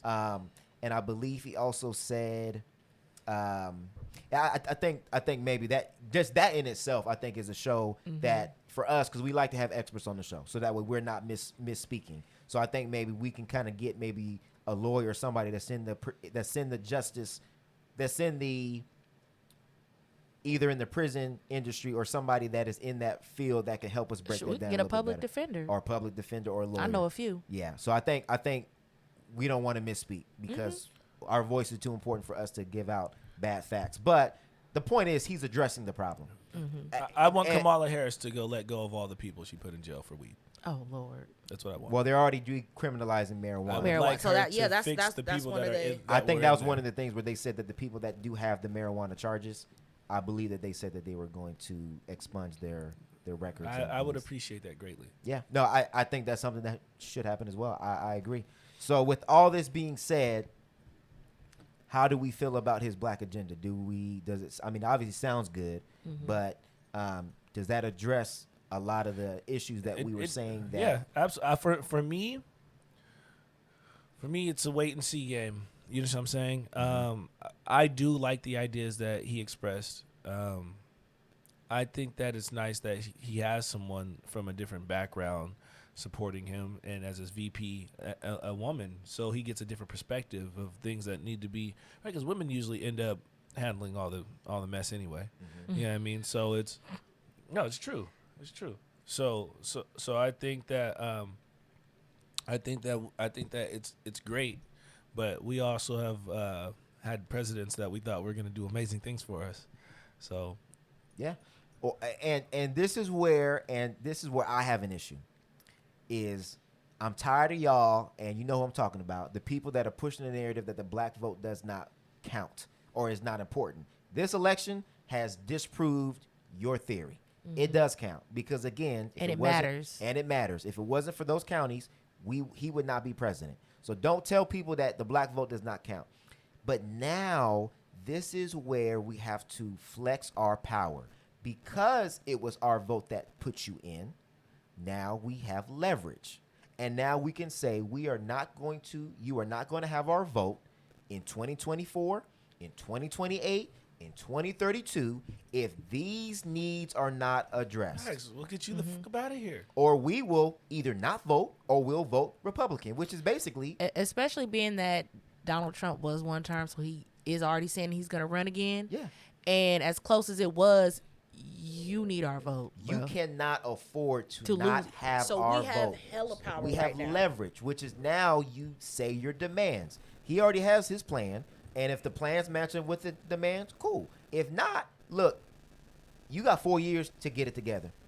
You got 2 years for the middle. You got 1 year. And that's why I feel so strongly about this Senate race, because I mean, we got power, but we not gonna have no power if he does not have the room to actually pass any legislation. So I'm like, until we get that Senate, we really ain't got a lot yet. Facts. You know what I mean? Like, that's really important, because everything that he's saying in this plan, it gotta be, you know what I'm saying? It gotta be passed. Like, the legislation has to be able to pass for it to happen. You know what I mean? Because that's people's main thing was Obama said he was gonna do this. He couldn't. So I feel like we really, really gotta push that. And we have to stay involved. Like I said last episode, we have to stay involved further than just we won, post some memes, kiki for a minute, and then we not paying attention no more. Exactly. Niggas love Kiki and forget Exactly. about And shit. I'm all about the kiki. Hey, we okay? all about the Kiki over But here. we gotta be about the business too. Okay? Niggas love to Kiki about some shit and be like, oh shit, it didn't work out. Nah, seriously. Man. But this is where... And then you we gonna kiki about that. That's facts. Hey, black people, the only people who could be losing at everything is still make jokes.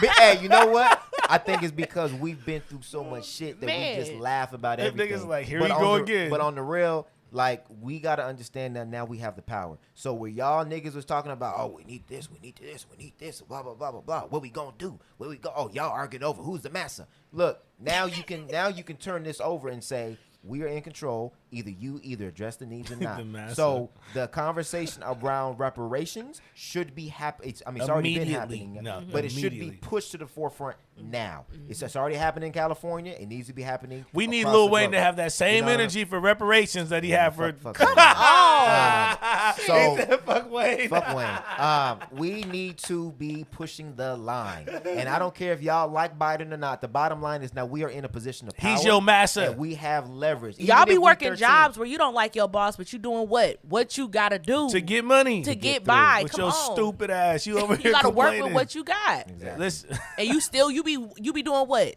On your work computer looking for another job. But you still there doing what you gotta do in the meantime. Selling fake pay stubs off your state computer. Dude, Hella funny. quit playing. Niggas looking at your internet history. You got Indeed and government jobs up.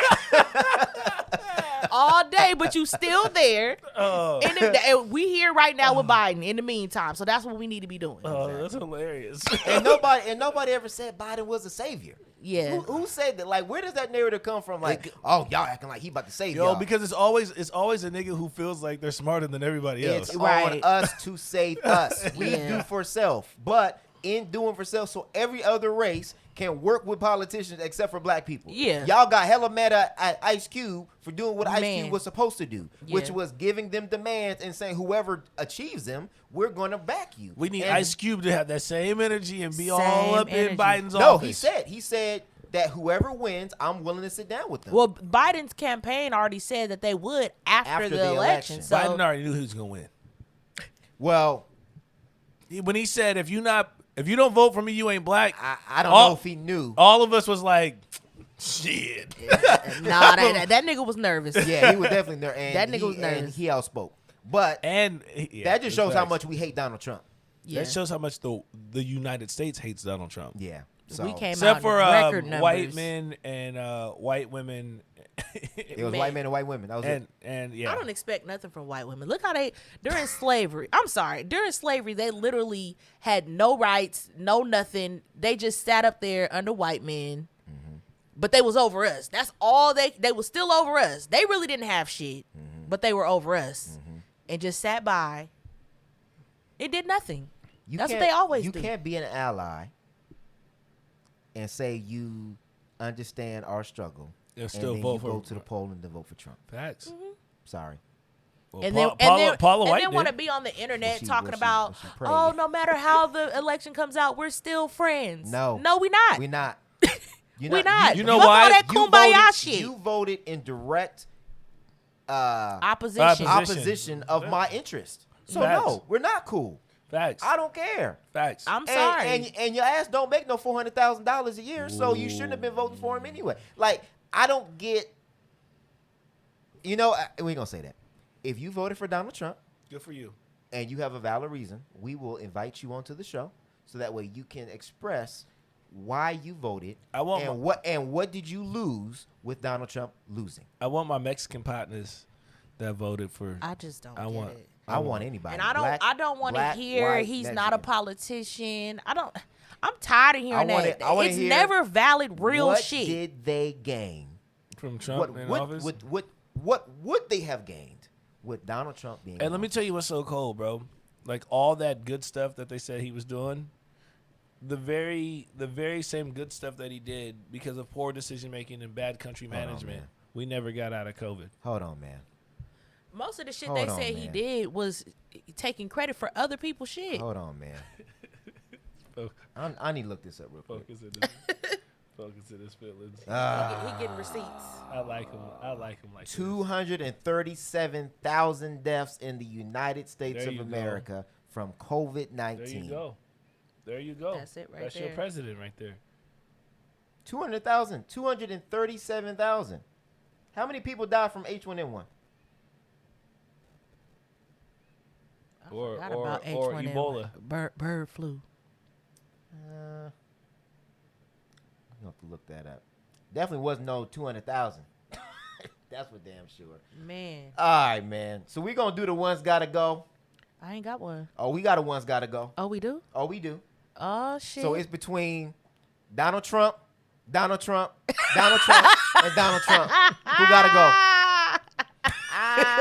Alexa, play YGFDT. I'm doing the Alika Bernard Dumpster Donnie. Man, Oh my god. trash. And As- don't, hey, man, look. Hey, don't at G Focus right now, bro. He So on let fire. me ask y'all this. How do you think him leaving is gonna go? Like, It's gonna be This is ratchet. predictions. This is prediction. I want to get y'all predictions. It's gonna How be is that day ratchet gonna go? as Because we were fuck. 74 days away. you ever seen a kid when the mom is like, it's time to go, and they start kicking everything over and throwing a tantrum? Start Come putting on, their- Donnie. Start putting their feet on the table, and I don't want to go. Yeah, that's how it's gonna go. So you're saying that Donnie's gonna have that little tail, Throw a that little tantrum.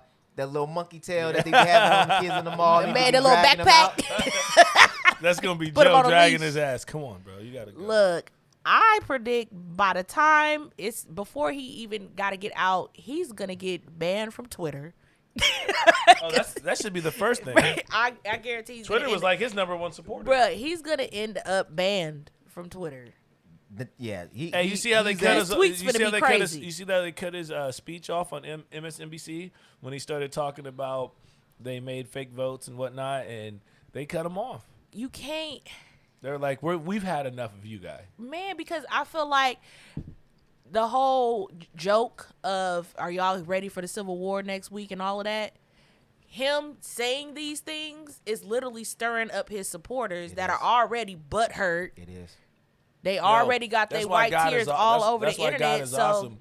He let it happen on the weekend so people be chilling. man, so I'm like, you're stirring up. He's stirring the pot for it to be some bullshit, Anarchy. man. Donald Trump is one of them dudes. He was one of them kids that when he losing, he don't just kick the ball. He take the ball and then he end up going home with it. He don't want nobody playing if he gonna lose. I will say this. That transition between him and Biden, I don't think he's even gonna do it. No, I don't think he's gonna do it. Yeah. And I implore those that are in these swing states and these southern states, y'all need to keep y'all head on a swivel. man. Y'all need to keep y'all head on a swivel. Like the way he been talking, and I'm anticipating the way he will be talking for the next 74 days.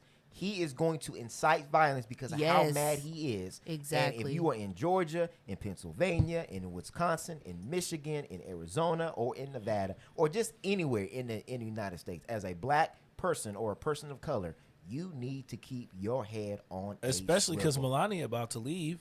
Ain't no reason for her to be there no more. Keep your head on the swivel. The nigga ain't president. He's definitely Keep your head on the swivel. It's 'Cause sad. they big mad. Hey, Big mad. Hey, what did Shine say? Gotta have them guns ready. Man, it's crazy that we had that episode, and I mean, we already talked about. And did nobody want to listen? Did nobody want to hear her talk about guns? Well, Man. there was a reason why we had that episode. Man, because Right. it is. They don't Right want to here. talk about. They don't want to talk about guns. Can't be talking about Civil War and don't be talking about guns. Come on, baby. So You gotta, man. keep your head on the swivel, man. I'm just telling y'all, just be prepared for the backlash because there will be backlash. Oh man, Definitely. you gotta. And if they lose the Senate, oh my God. My goodness. Make su- That's make why I sure said, you I'm guys like, are, is it gonna be safe? Make sure you guys got your license plate tags up to date, your driver's license up to date, because they're gonna be Man. pulling you over for everything, man. Man. Facts. Whatever they can do. Facts. All right, so we're going to get on to one of the most anticipated segments of our show. That is The Internet Wins Again. Hey. So we got a jam-packed segment for that. So we're going to go ahead and kick it over to Steph.net. I gotta pull the notes back up. So, first and foremost, we got to get into this Lil Wayne situation since we're talking about the election. Okay. I think it's a good place to start. Lil Wayne dumped his girlfriend because she posted about the election, who she was voting for, and encouraging people to get out and vote. Mind you, we already know who he endorsed, Donald Trump. My question is that a deal breaker in a relationship? Who you voted for? Yeah. Is that a deal breaker? Absolutely. I'm sorry. It is. I want a woman that shares the same values as I do. And in these times, it's definitely a deal breaker because we got to be on the same page.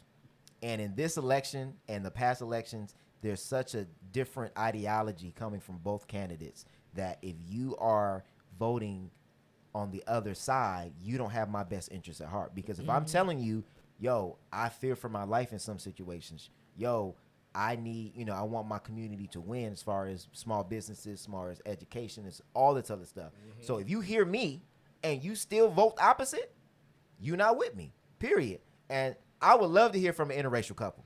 Right, because I was about to say, I mean, when you're in a black relationship, for the most part, y'all going to be on the same, we got the same interests. Unless if you're Candace Owens or Terrence Williams. But yes. Or Terry Crews. Or Kanye West. Or Herschel Walker. I mean, the list long. The list long. But yeah, I would love to hear the tension that goes on in an interracial couple. Because usually you don't talk politics when you're dating. You don't talk politics before you get engaged. You don't talk politics when you get married. Unless it's like an election year at the time that you're talking. Yeah. then you don't get interracial couples in an election year. But if you were to, like if you were to date somebody in between elections, and then, because it's 4 years, right? So let's say you date for a year, then you get engaged, then you get married 2 years into your relationship. That conversation usually doesn't come up until when there's actual. think so? Yeah. I think because the way my me- brain works and the let way me- I am, I'm such a hypothetical situation type person to where it gets real far. So like the conversation that me and my husband had is like deep.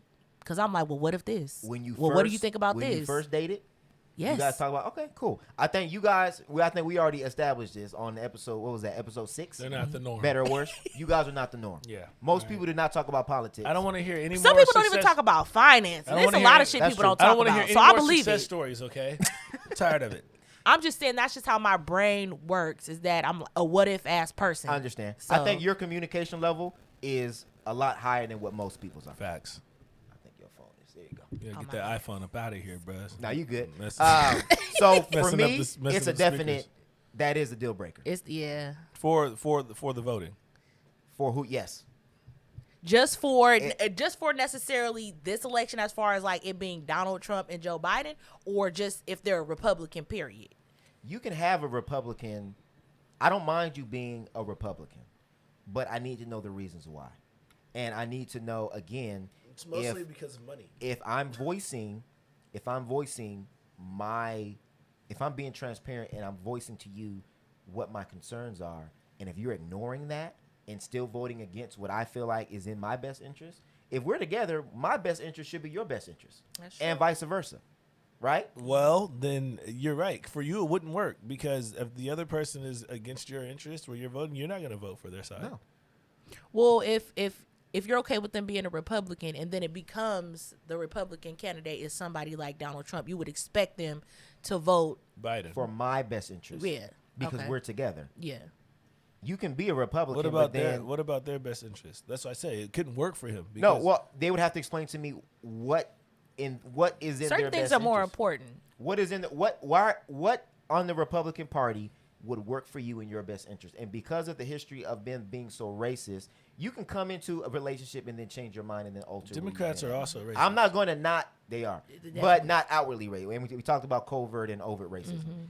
I don't want to say that I would not date somebody just based off of what they have voted in the past. But if we had a conversation and I'm telling you that these are my issues and you have not listened and you still, well, that doesn't really matter to me.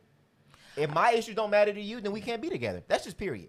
For me personally, a lot of the people that I talk to that are black Republicans, as soon as they start talking, I ain't attracted to them no more anyway. Facts. I mean, I'm married, but just in general. You can't be my friend. So, and not even just because a lot about of their stuff they say political is just views. crazy, yeah. It's just that mindset and how it goes into their mindset towards a Other whole things, yeah. lot of other shit Yeah. too. That's just kind of like I would agree with that. I'm not. I would agree with that. I'm not interested. I have people on both sides. So I know people who don't necessarily care for Donald Trump, but will vote because they make a lot of money. Yeah. Right. Or you know what? And one of the instances that I may hear what a Republican has to say is because most Republicans usually tie voting Republican to their spirituality.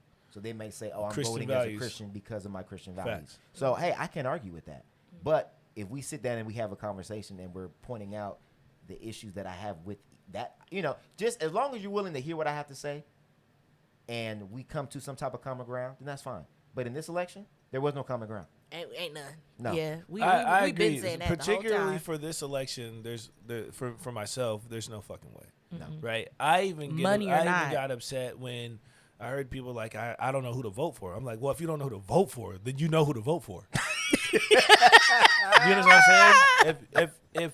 If you can't choose a president because you like views on both sides, Yeah. so do you like racism more or less? Right? And that's what you right? Yeah. So that's kind of how I took it. And I had to stop myself from because our issues to me and how it impacts my life, I can vote Republican, right? Because we make enough money to do so. We have enough property to do so. We have several businesses, right? It could benefit me to vote Republican. But on a larger scale, my people need what we need. You know what I'm saying? So I'm not going to vote for Donald Trump in the interest of me making more money. Right. When I still have cousins, brothers, sisters, moms, dads, and family members that need to be right, and children, right, that need to have these things that Biden is proposing to us. Yes. We need free college tuition, Yes. right? We need free health care. We need all this stuff, right? So for me, it was a no-brainer. And I would have a very hard time being with someone who was like, fuck all that. You know what I mean? I need my, but a lot of black Republicans are more the mindset survival of the fittest and you pull But that's yourself up by the trash. bootstraps. Pull yourself And if up. I could do it, I did this and I did that and They're I'm against black. socialism, Yeah. all that. But you got to understand the difference between American socialism and, Yeah. you know what I'm saying? And I would even argue to them, we are a hybrid between capitalism and socialism. We are. There are things that the government does provide to us that's for free. And again, that's why I would have to have a conversation. This country was built on the idea somewhat of socialism. So did white people get free land? Subsidies and all of come on. Like you had free labor. So if you were so For against 400 years. if you were so against socialism, then why did you have slaves? Or do you feel like that's pulling yourself up around the bootstraps? Come on, like it's How do you pull yourself up around the bootstraps when you had other people doing the work? Bro, Hypocritical. Let's talk about the Rothschilds. Hypocritical. Let's talk about the Rothschilds, the Rockefellers, and the Kennedys. All the prohibition, right? All the illegal things that they sold, all the illegal trades, all the underground markets, right? You pulled yourself up by the bootstraps, but you did it immorally and illegally. If you pulled right? yourself up in the bootstraps, then all that free land that was given to you and your family, then why don't you give it away? Since you didn't earn it. I mean, Or do you think killing Indians and enslaving Uh-oh. Africans is earning it? Uh-oh. and it ain't. Uh-oh. So, again, anybody that disagrees with our views, you are always encouraged to jump on the show. Pull and up. we can have a conversation. That's gonna be what the new segment is called. Pull up. You know That's what's crazy? segment. You know what's crazy? Like, we argue a lot about a lot of stuff. We debate. Okay, fine, we debate. Yeah. But I haven't found anything to. I don't disagree. and it's kind of weird because now you got niggas who won't pull up calling us simps and whatnot, right? Oh, but some things just make sense, right? It just Man, makes sense. It's not hard. No, well, to understand. well, it depends. See, this is the problem I have with highly arrogant people, right? Because you can't have a conversation with them, and they're never gonna see your viewpoint, right? For me, I've made a lot of decisions based off of what I thought early on in life, and it fucked me up in the long run. So as you get older and wiser, you humble yourself, and maybe this might work, right? Is it so bad that black people get a fair shot at college? Is it so bad that we get a fair share at decriminalizing things so we don't go to jail in numbers that are outweighing everyone else? Is it so bad that we grab jobs that we work hard for, that we're qualified for? Is it so bad, right? That's really what it came down to, Is right? it so bad to have clean, renewable Drinking energy? water or drinking Man, water in Flint. come on. Is it so bad? Like, this is what? October. No, this is November, what, the 6th, 7th? 7th, yes. So it was, what, 83 degrees on Friday Yep. in November? In Come November. on.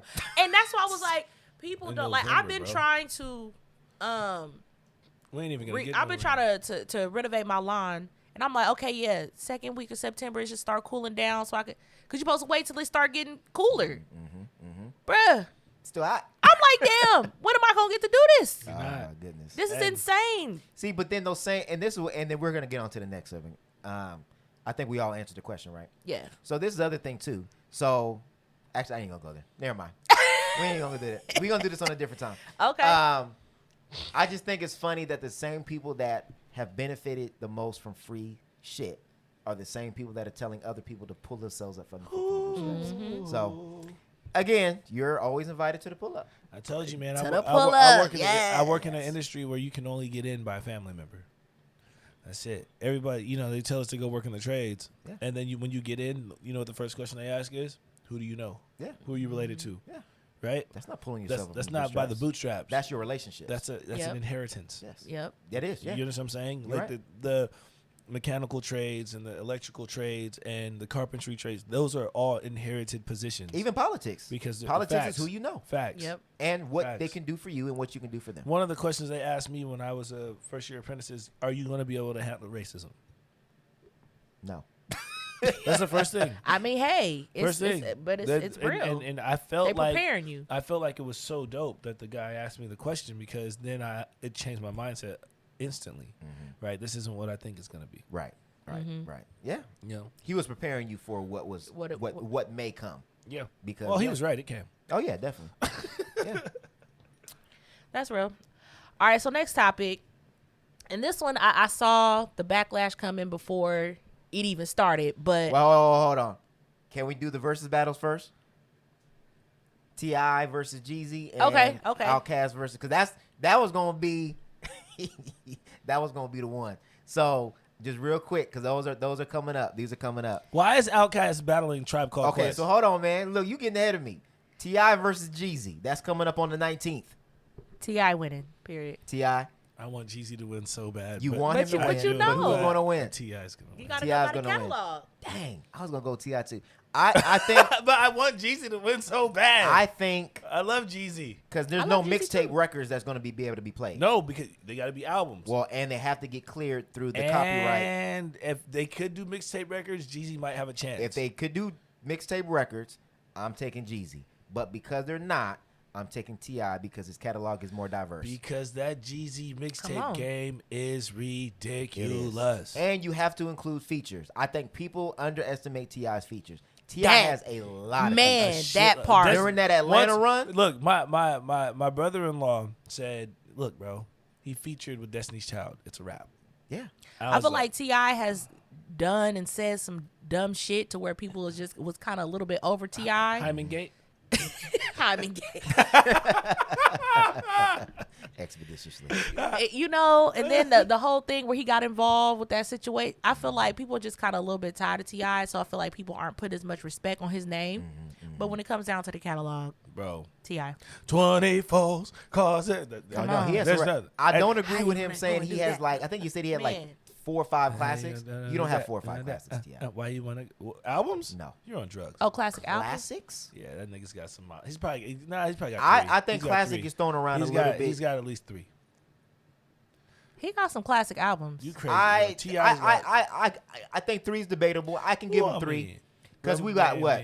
Urban Legend, Yeah. Classic. What was that other one? after Let me just look at his discography. Trap real quick. Music, Let me just look at his discography. and maybe King. that? Oh, King. That's King the one I'm is talking about. definitely a classic. King go crazy. That's the one I was thinking. I couldn't remember what it was called. So then those are the 3. Nah, he's got another one. I like Paper Trail, but I don't think it's I classic. think Paper Trail is a fucking classic, Nah. bro.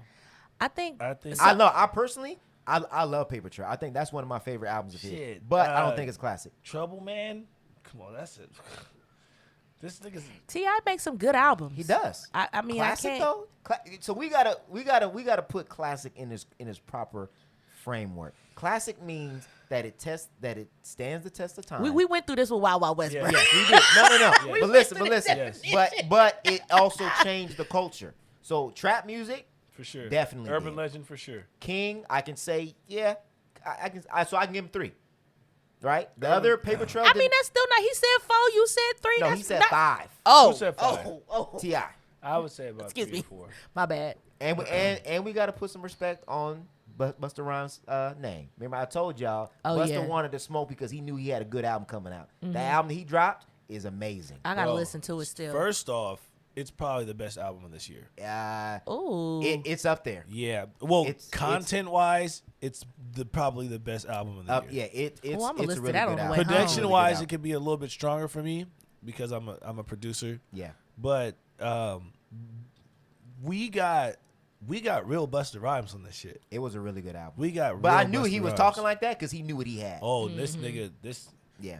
this nigga, Okay. that record with him and Kendrick. Oh Yeah. my, with the Michael Jackson. Yes. Oh That my was dope. gosh. That's my favorite. That's my Oh favorite my song. Y'all got me ready gosh. now. Yeah. Oh. I was hoping he was gonna do another record with Janet, like do. Oh, a that flip would've to his been old one. hard. That would've been dope. But he did Yeah. one with. He did one with Mariah. Yep, and fire. he flipped another one of his old records that was dope. Bro, too. that Dang, I that gotta listen joint to with this. Kendrick and The and election Michael got me all Jackson. out- all This nigga discombobulated. has the Michael Jackson feature, bro, from the Yes. Jackson 5. It's dope. Oh yeah. How much money So did we that all said- cost? We all said T.I. We all said Ti. How much money did So, that but I think it's gonna be close. Okay. I think it'll be close. I want the snowman to win so bad. Me too. Tribe Called Quest and Outkast. Come on, bro. I'm not looking forward to that at all. Me either. I'm not. Why would you even put them against Outkast? Yeah, I don't like it. I'm kind of Now I love Tribe Called Quest and I No. love Outkast. I'm sleep already. Just No. not in a battle. I would have liked to see maybe Outkast and UGK, like somebody that was more. Yin Yang Twins or somebody? No, God no. damn. Not, Tribe Called Quest. All you gonna do is go to sleep. I'm sleep right now. they needed to be with somebody that was from that era. Bombs over Baghdad. Outkast, they rock way too far Players into the Ball. into the Once they hit into that, the 2000s. Yeah, right. And then they had that album where they was like, but I heard that it's only gonna be Big Boy and Andre 3000 not even gonna be he there. might not be because they ain't really been rocking. They said it's gonna be somebody said it's gonna be Big Boy and Tip. Well, yeah, because obviously Phife Dawg passed away. Mm-hmm. So I don't know about the other members of Tribe Called Quest. They said it was just gonna be Big Boy and Tip. Tip. So See, I'm not really feeling See, that. that's even worse. I'm not feeling that. That's and even that's worse. what I'm saying. That just really, I was like, I wasn't excited, and I'm really not excited Yeah. now. But all intents and purposes, who do you think is going to win? Outkast? Outkast, bro. Outkast. I think Outkast. Roses really smell like poo poo poo. Well, is that Yeah. Outkast or is that Andre? That's but that was the But album with was that- still but with together. that was count- that It was was still that an was that Outkast was album. that was on their album. Yeah, I know. what was But that do those called? records that was count that was as... Love Speaker Box Below? and the Love Below, bro. That's one So, album. but if he's not there, is Big Boy going to play just Andre's records? I would. I mean, if I want to win, shit, I'm gonna play the hits. I don't give a damn if you hear Well, or she not. got the hottest body, but her attitude is potty. I don't give a damn. All This right. is a battle. I ain't got time to be holding grudges. My ego. That's true. That's crazy that they. Hopefully they can mend whatever they need to mend. I didn't and even they'll know they both was be on. beefing. They're always off and on. And it looks like Andre's kind of on, like he's on like a whole holistic kind of. He said that he has really bad issues with anxiety to where Yeah. he doesn't even really come outside like that. Yeah. So So yeah, he may not be there. that's the first thing my mind went to. I didn't know that they was beefing. I just knew that Andre wasn't really. You know what? That probably has more to do with it. Yeah. Because I haven't seen any recent things of them not being cool, so it might be the anxiety. Yeah. Cause he don't He's do just nothing. tired, nigga. Can He he don't just do be nothing tired? music wise, and he did an interview He could saying just be that's why he don't do tired. music no more. Yeah, because he said that. Yeah, I think with artists, people got to realize that they're very sensitive about. I their am art. very sensitive. And with him having anxiety on top of that, it does kill your creative spirit because you don't want people, critiquing you so much or talk. And with the social media age, Not I even think- that. It's more so you overly critique yourself Right. to where you don't even put out shit. Man, I'm gonna tell you what, that's a real thing. Cause Yeah. I worked a long time on this album I just dropped, and I actually rewrote it twice. Right. Well, you're because your of biggest that. critic, Yeah, especially if you have because of that. anxiety. And that's why It's Kendrick another said level. that because at first he wasn't gonna put out no new music because he said people don't appreciate it. Because Mm-hmm. you know the work that you put into your own album, and I think we're in and I'm gonna just say this: I think music has already been on the decline, but I think it is going to be like a more steeper slope. Mm-hmm. That good music, because we're in We're an getting age shelved. where your attention span, everything is competing for your own attention. You, for one, do not listen to an album as long as you usually do. You kind of skim through it. Most people do.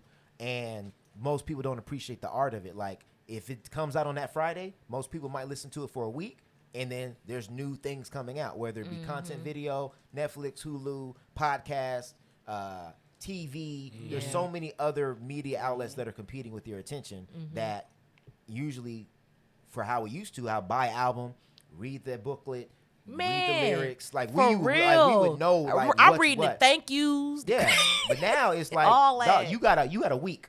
That's it. You got a week, really. Like, and if Unless you somebody put out a big WAP drops, video like, or Unless something, you're a new something artist. wild. well, and not unless you are a big artist like a Drake or somebody else that will keep the content coming, or, you know what I mean? So, You either gotta be a really big artist, Or stay in the or you drama. gotta be a fresh artist with, like you said, with a lot of background story. yeah, But like, you- like, but yeah, you like, gotta have a lot like, going on. Like, what's that dude that was, and just his name is just escaping me. The dude that sung that song about, don't try me, or don't try me, try Jesus. Oh, Toby. Toby. He had a huge momentum, and then it just dropped. Yeah, he kind of just fell off already. Well, but And I then- don't and then think it was him. But I feel like, and then And I feel he's like we wonder dope. why people do stuff like, But- I'm going to run this whole me and Jada had an affair story. Bruh, you are damn near got to Yeah. keep the hype rolling. You know what, bro? You got to do that kind of I shit. got some stories that I might have to put out with some celebrities. Because I can really Matter get of this fact, best heartbreak ever. You that know what? happened. I'm mad at you, bro. Why? I'm mad at you. What'd First I of all, do? your interview was amazing. Second of all, how do you tell a story like that and not break it on this podcast? So do you know that? Hey, no, wait. We'll save it for another day because it'll be fire. It'll be fire. All right, It'll be fire. Tell Hey, me off the air. this man gonna tell. Hey, it was a great fucking interview. Hella people hit me about that story. Yeah, thank you. Hella, I yeah. didn't Thank see you. it. Thank you for breaking that story on somebody else's Well, platform. Instead of ours. well, we didn't have a whole fucking interview about my album here. We could have. No, well, we still can. Yeah, we still can. Actually, we should. It ain't over. We should have Q and Fame come up here and we should just talk about. We should talk about relationships Yeah. and cheating. Okay. Surrounded around the album and the root of the songs. Because that story is fire. And I'm not gonna lie, I was hella embarrassed to talk because it really attacked my masculinity to be that open. You know what I mean? Yeah. Yeah. I mean, but we talk about that here on the show. Yeah. All the time. That how black men should be more open and we Yeah, should like champion that and well, be that's more why. transparent. That's why, gotta be the same. and that's dope. I appreciate you for even watching it, bro. You know Yeah, what I mean? man. What you mean? This is the team. I support the team. Nobody tell me shit. That's cool. I share your YouTube videos every time. No, you I drop said it. you ain't told. Nobody told me Oh, about no okay. interview. Okay. Cause we all support each other. I think we all support each I other do. pretty well. I like to And push hey, I'm sorry, man. Shout out to BJ, man. Oh, I think yeah. BJ is shooting a video. No, BJ shooting a movie. Yes. Yeah. BJ shooting a movie. So Yes. we shout out to BJ, man. And whenever that drops, we gonna support him with that too. I'm gonna buy 6 of them. Well, stream it. Now you gotta stream. I'm gonna it. stream it 6 times. I'm one so for done. each of my TVs. All right, Steph. All right, so on to the last topic of the day, but definitely a very important topic. So, Hey, get like my I sound said bites queued earlier, up. Get my sound bites queued up. this is something that when I first saw the picture of this young man, it's he's a football player? He's a football player. Football player, 17-year-old football player. He is definitely looks Grown as fuck. grown. He look right. You know what I'm saying? He looks grown as hell, for sure. And immediately the picture started circulating around in the comments. Women was like, "Oh, if I was a little bit younger," or "How old is he? He's so fine." Let me read. Can I read read some some of of Hey, the the lady comments? said my 'Cause I can't see it on mine. The lady said, when does he turn 18? My cougar is coming out. Yeah, there we go. Bro, read these posts So- the right way. Look, specifically, here we go. My, the things I would do. Hell, he might break me. Lord Jesus. When does he turn 18? The inner cougar in me wants to come out. And somebody co-signed it and said, The "Come whole on out, time. boo." Like, what? The whole time. To me, when I first saw the picture, because I've already seen this before, this is not nothing new. This is old. Yeah. Women been, not this post, but women been just doing the- this. I got you. Yeah. And my husband works in youth football, coaching and stuff like that.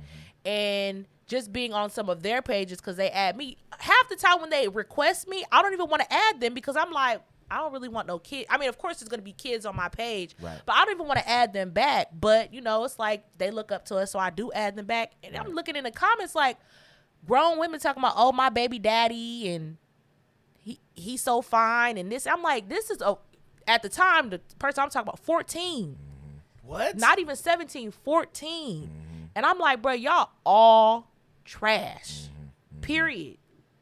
Like, this is something, this narrative in our community has to stop. And I feel like it's a number of factors of why this narrative has become okay on the side of women. Not on the side of men. Because we know if this was a 17-year-old girl, and men were in the comments talking about when do she turn 18, it would not be cool. No. At all. But the Bro, narrative, somebody would have called the police. come on. But the narrative being around young men of losing their virginity early, being pushed to be sexual early. We saw it with Boosie and his son and all of that. trash. That narrative, I feel like, is what has made it where this has become the norm, and it needs to not be the norm no more. Period. See, shall I? Period. Shall Go I? So what's the ahead. question? Is the question what are our thoughts? My thing is, what are your thoughts, and what do you think is the root of why this happens? Okay. Should there be a root of why this happens? Like, is this something that's acceptable? But to the point? why do you feel like this has become acceptable, or people actually think it's acceptable to openly say shit like this about young think, men? First off, women don't hold each other accountable to that shit. And I think that's why. And I'll prove it to you. Because we had a conversation and we went crazy in our group chat. I posted it in the Reverb Nation and nobody responded. Right?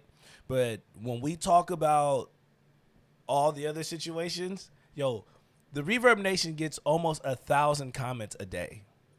Yes. Almost 1,000 comments a day. That thing stopped all day. If you ever want to be entertained in Sacramento, go ahead and get in our Hey, group. it is the Black Twitter of facts. It is the Of Black Facebook. Twitter of Facebook. So for sure. it gets. I mean, Join our group. it goes right. All of us throw the plug. So it goes from the super dramatic to the super stressful. It'll be a hella loving time, and then sometimes we gotta dog a motherfucker, right? We do what we do, right?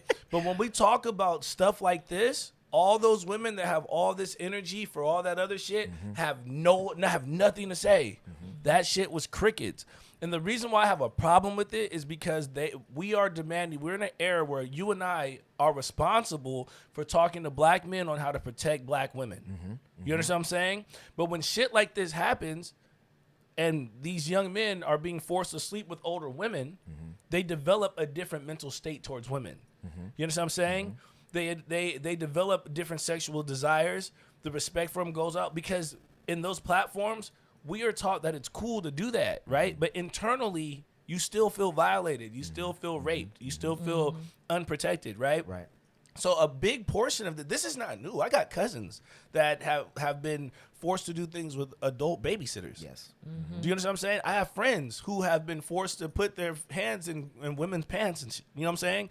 It's not a light topic like people think it is. My college thesis was on men being raped by women. You understand what I'm saying? I wrote a whole back then. It was 200,000 reports of men being raped by women a year. That was back then, right? The culture's only getting worse. But the reason why men don't come out is because it's not cool. It's not macho. It's not, right? So the stereotype is women can get away with it because the guys are not going to fucking push the line to have it done, right? My biggest problem is, like I said, we are afforded the responsibility to protect black women, but this kind of shit isn't accounted for. You understand what I'm saying? I keep hearing how men are trash collectively, but shit like this is real, right? So when you run into a man who was forced to sleep with a woman or his babysitter or whatever, you have to know those things about that guy.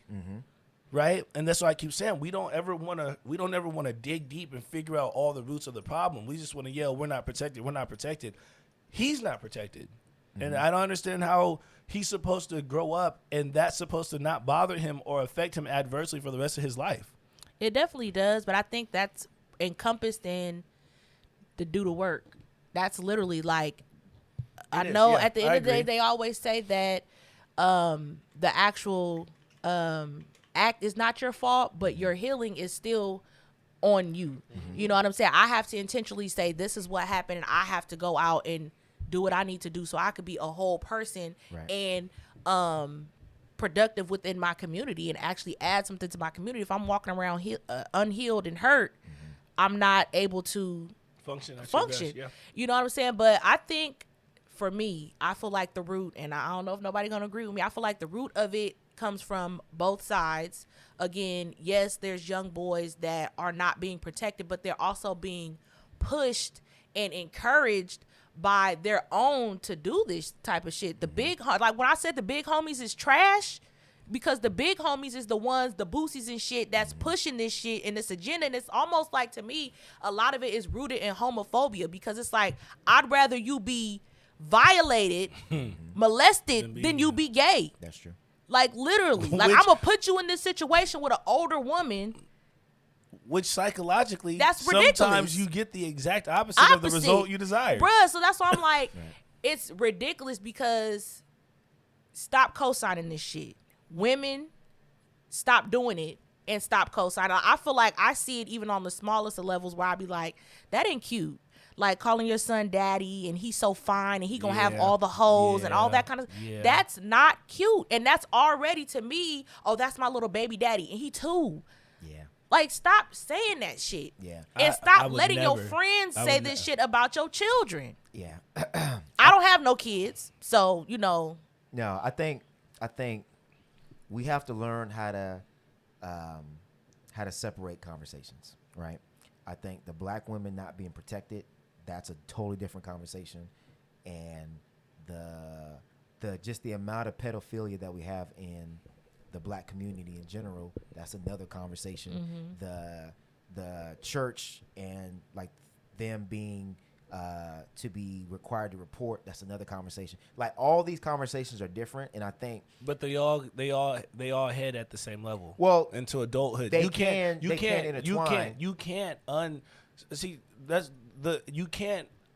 separate the conversation, because those specific events in a person's life create that person is, right? And like she said, I feel like it's all encompassing, because my experiences have forced me to be the person I am. The difference is what she said is, when I realized that it was damaging to me and other people, I have to do the work. But if you don't have access to the work, then if certain events in your life happen to you as an adult, you still live from those experiences. Right, but there'll have to be different conversations though. You can't. I think what we do is we say black women are not protected, black men are not protected. Church needs to be redefined. This needs to happen. This needs to happen. This needs to happen. Okay, how do we fix it? And then we're like, we got a whole laundry list of things to fix. Right. And we're like, so where do you start? And then because it feels so overwhelming, you're like, oh, I don't know where to start. I think you need to just. What I'm saying is when I'm saying separate the conversation, I'm saying that so that way there can be a solution. So you can compartmentalize. So you can compartmentalize that. I'll give you that. I feel like it got to start with, first of all, acknowledging that what the problem is, exists, what the root of the problem is. And to me, the base of it, a lot of times, is changing the mindset and the narrative around it. Like, I feel like the narrative around black men being sexually active early and all of that kind of stuff, we need to stop that. Because I feel like the view of black men as a whole is based off that narrative. But even with that, right? Even with black men being pushed into sexuality early, that doesn't excuse an adult for having sex with a child. Right. It don't. And I think what I'm trying to say is I'm saying this right here of the comments. Right, you're right. And I don't know if any of these women actually whatever. No, I'm just saying. But I think first but we stop need to doing that. You need to acknowledge it. So it's a problem. Period. First, let's acknowledge it. Second, you need to call it out. It is not being a cougar. No one said anything. It is not. Nobody said anything. But that's what I'm saying. But what I'm saying is because we have these cute words for it. So it's just like this. So, and we always do this. So if I steal something and Steph steals something. If Steph does it, she's a thief. If I steal it, I just needed something in the meantime because I was struggling with my finances. So you're propagandizing. You always lower or you always try to call it something different when you're doing it. So like what you guys were saying, what you were saying, black women, the same way that you're telling black men to keep black men accountable, black women need to call it out. That's disgusting. That is pedophilia. That is not being a cougar. Facts. That is not being complimentary. Facts. That is not saying, though, that he's a handsome young boy. No, that You're saying, is I want to fuck disgusting. that child. You are saying you want to have sex with somebody that is underage. If I were to say that on Facebook, I would get blocked, banned, and for sure you would be calling the Facebook would the police. definitely shut you down. And if that was my daughter and some man was saying that, I would want to go to his house and fight him. Facts. Because you're saying some crazy Facts. stuff. But on I feel Facebook. like the other part of it is if you are a man and that is your son, same energy, bro. For real. Stop You have to. congratulating Facts. boys Facts. for getting attention That's from true. older women. Facts. That's true. Stop doing that. And- Have that and I same think energy that's for your sons. That's the other side of it is that men need to stop pushing that you are more masculine with the amount of people that you have sex with. Or if you have, because we even do a gold star when we say, oh man, how old was she? Oh man, she was 45. Oh, you bagged that? It was then just the that rapper that said that trickles he down. had a relationship with somebody that was 40 and he was 16. And bro just like, oh, for real? They just having a conversation like this shit normal, bro. Yo. And you a man, you ain't calling this shit out either for what it is. Charlamagne's gone on there many times. I forgot and said what interview he that had, just was. He said he's many times that he was having a relationship with a older woman when he was underage. Right? But you wasn't asking him how he was affected by that or whatever. You was And- just but like, we- oh, but damn, again, for real? but we- like it was a but we should, badge though. of honor. See, Like, no. But we should though. We should though. I want, like you said, we got to have that same energy all the time. But like I said earlier, we are the leaders of this shit, right? Of changing the way that we think and calling people out for. It was just experimental wise, right? Just watching how that post, and you were the only woman who responded on that whole post. No, it was some other No, people. there was some other No, ones. It was later some other on. ones. Later, Right. I'm talking about days later, Yeah. right? But when we get something good in that group, that should be on fire.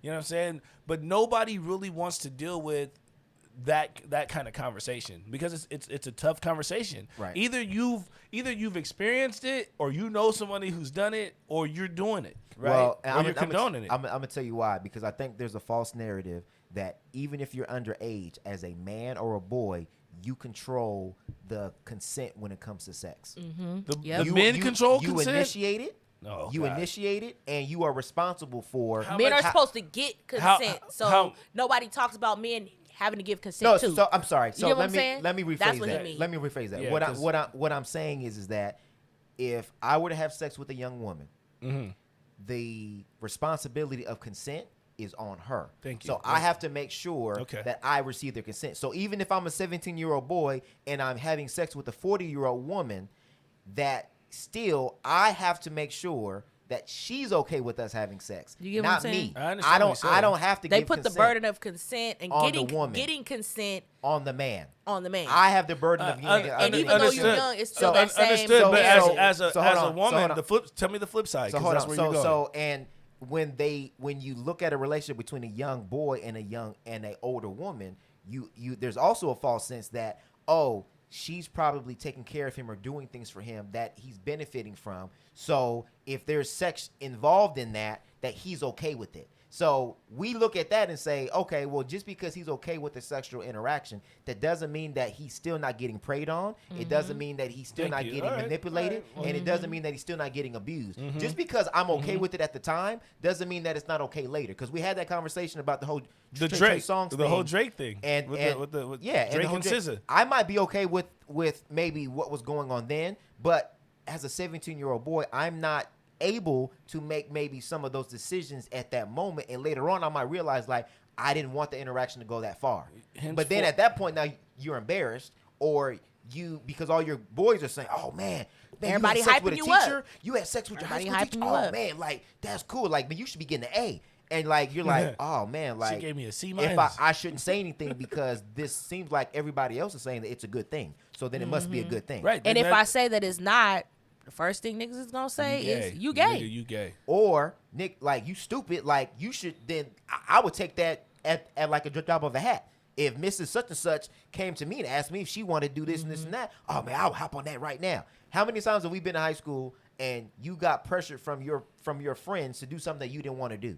Or I've even been in situations. Never, bro. I was the pressure. I've been in situations where I wanted to date a particular girl in high school, but because her reputation, that my boys didn't like what she was about or heard her reputation, he was like, you dating her? And I'm like, nah, I'm not dating her no more. And I broke up with her just based off of what they said. Yeah, Because no, that's real. Your friends' acknowledgement and validation means everything in high school. I know somebody. I'm not gonna say nobody's names because it's their business. But I know somebody. I know people or know somebody that wasn't even thinking about. Wasn't even thinking about having sex, but it was just like literally just getting ragged on and drugged for like, oh, you ain't having sex. You're like, what? Da-da-da. Mind you, 14. I understand all that shit you talking about these boys and these kids, but these women need to stop fucking these kids. Yeah, I think we all agree on that. But I'm talking about specifically about this post and women doing shit like this because this is what continues this cycle of it being okay. No, you should not feel comfortable openly in saying public, some shit like public, this right. out like. You basically like, hey, I'm a pedophile over here. Like, what? Yeah. But the fact that you don't see it like that is a problem. Let me hear him do that. Because they think me saying it and not doing it means it's two okay. totally different things. But again, if it was roles reversed. Come on. And if that was your child and a man was saying that about your daughter, you would want to fight him. Yep. You want to kill him, bro. Yes. You wouldn't want to fight him. Period. You want to kill him. Period. Well, I feel like that's the two things for me. Women need to stop doing that shit.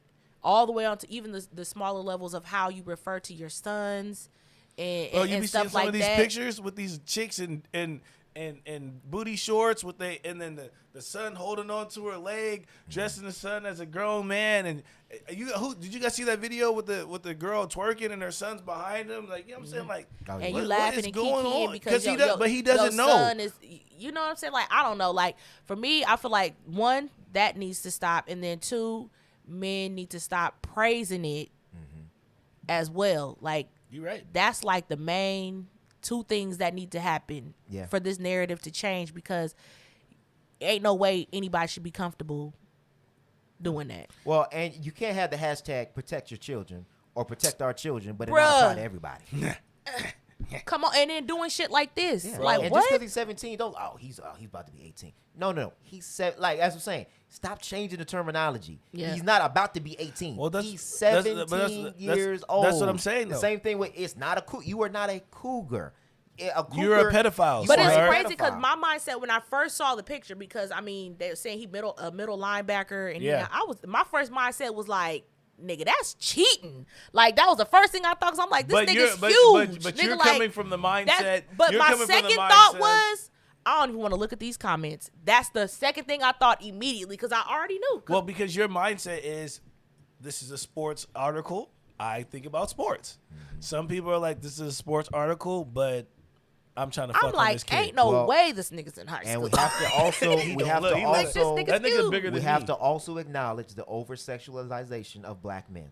Yep. And it's been going on ever since slavery. That's why those white women that were living on the plantations were always having sex with us. Mm-hmm. And it's been going on ever since. So, you know, you see the Kim Kardashians and the Trish and the whole Kardashian clan basically going after these black athletes, right? And grooming them. Get Out was about the same thing, The basically. biggest, the right? strongest, You the- looking like you saw her on the laptop looking for the biggest, baddest college black athletes to Yep. then go after next. And that's why, you know, black women get so upset about black men dating outside the race, because they feel like you're getting preyed upon, basically. Like, you are getting targeted because they want you only just because of your sex. For your genetics. Whenever you ask and I'm not saying all, but the majority of the time, when you ask a non-black woman, what do they like about black men? Oh, I love their bodies. I love their lips. I love their tools downstairs. Like, it's always a sexual thing. It's never, oh, I love them because they're intelligent, because they're funny, because they're smart. It's always, oh, I love their bodies. And that's It's always sad. pushed. It's always the over-sexualization of both black men and black women. But we Because don't I feel ever like talk when about black, not our our I feel fault. like It's not I our feel like fault when that we're black sexy. men, they push it to where you automatically like how many women you could sleep with, and Yeah. you see how many baby mamas niggas be have all these kids That's a and problem, too. reproducing and all that stuff. And then on the other side, you have a black women. Everything we do from a little girl is kind of like, oh, she got shorts on. Like, automatically, like, everything we do is sexual. yeah, that's Everything is, you know, getting attention from men, and it's like, this just a little girl. You don't say that about little Sally in Yeah, her shorts. that's true. You know what I'm saying? So it's like, it's crazy. Yeah. It's Them crazy. niggas be saying that about Lil Sally. We just don't hear it. Them niggas be having the same. Because I remember In the even in Cutie- school, in the Cutie documentary, bruh, what was the clip that got everybody mad? the black girl. There was a black girl. And for me, I remember even in school, like, man, we used to get targeted so much for them school code violations. I'm looking like, look at her, look at longer than your finger. all of that shit. And I feel like we was unfairly targeted because of how our bodies. Because you're full foot, yeah. Because Basically, you're you know what I'm saying? You Yeah. skinny, you ain't got shit. You got on the low rise ass pants with your thong all out and shit. Yeah. And ain't nobody saying nothing. But for us, when you got hips, you got thighs, you got titties, Yeah, the black girls, they gotta go home. Like, what? yeah, that's true. Crazy. Look, man, I want a predator to be called a predator. That's Period. it. Yeah. That's it. At the end of the day, I don't. All the background layers is cool, but as an adult, nigga, no. It's not acceptable for a woman to do it. It's not acceptable for a man to do it. These are children. Stop ruining these goddamn kids' lives by pushing sex on them so early, right? You're Well, and those same black, and I'm not saying those same black women, but it was very telling that black women, when R. Kelly's whole documentary dropped, they were still black women supporting Still- R. Kelly. yeah. So Still listening again, to Kels. y'all need to do the work. The same way y'all told us, we need to do the work. It is not okay to harbor or endorse pedophilia. I don't care who it is. And y'all let me ask need you a to question, stop that. bro. That's real. Is voting for Joe Biden endorsing pedophilia Why would you say that? because of all his creepy Because of the Joe? rumor? Yeah, because of all his rumors about Because he sniffed that because lady. he's sniffing all those little kids and shit in all those Oh, videos. well, wasn't Trump? Didn't Trump go to Epstein Island? I gotta see the. I think I saw the Joe Trump Biden has clip ties with to him. Mr. Epstein, for sure. So That's why they said he committed suicide. We know that ain't true.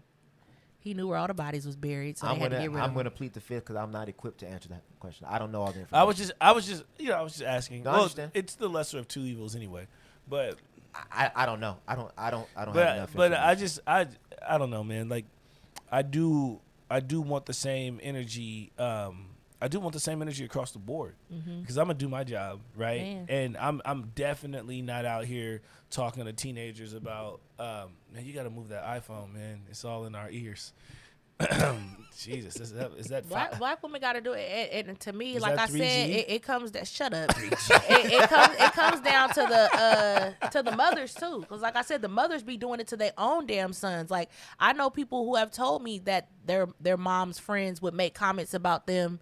And oh, I came in, I had some basketball shorts on, and you know my little shit was showing, and they made comments. Mom ain't said nothing, just key I'm gonna tell you like how, it's funny. I'm gonna tell you how real I am. Come on. I'm gonna tell you how real I am. When we had kids, and even now, I told my my baby moms, there's certain shit you can't wear around the house, cause you got a son and you got a daughter. So all that stuff with your booty cheeks hanging out and shit and not being covered up and stuff, it can't be, because that's not the image that we want to. We don't want them to start putting those images into like that's life. You know what I'm saying? That's how I feel about it. I feel like the kids gotta be kids, bro. They gotta be kids as long as they can, bro. There's no innocence. Well, but do you left. think that kids sexualize their parents? Nah, they don't sexualize it. I don't feel like they sexualize their parents, but I don't want certain things to be the norm.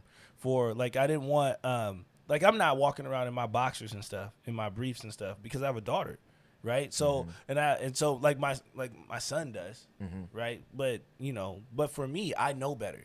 I wouldn't walk around like grown women and in my boxers unless I'm trying to get sexual attention.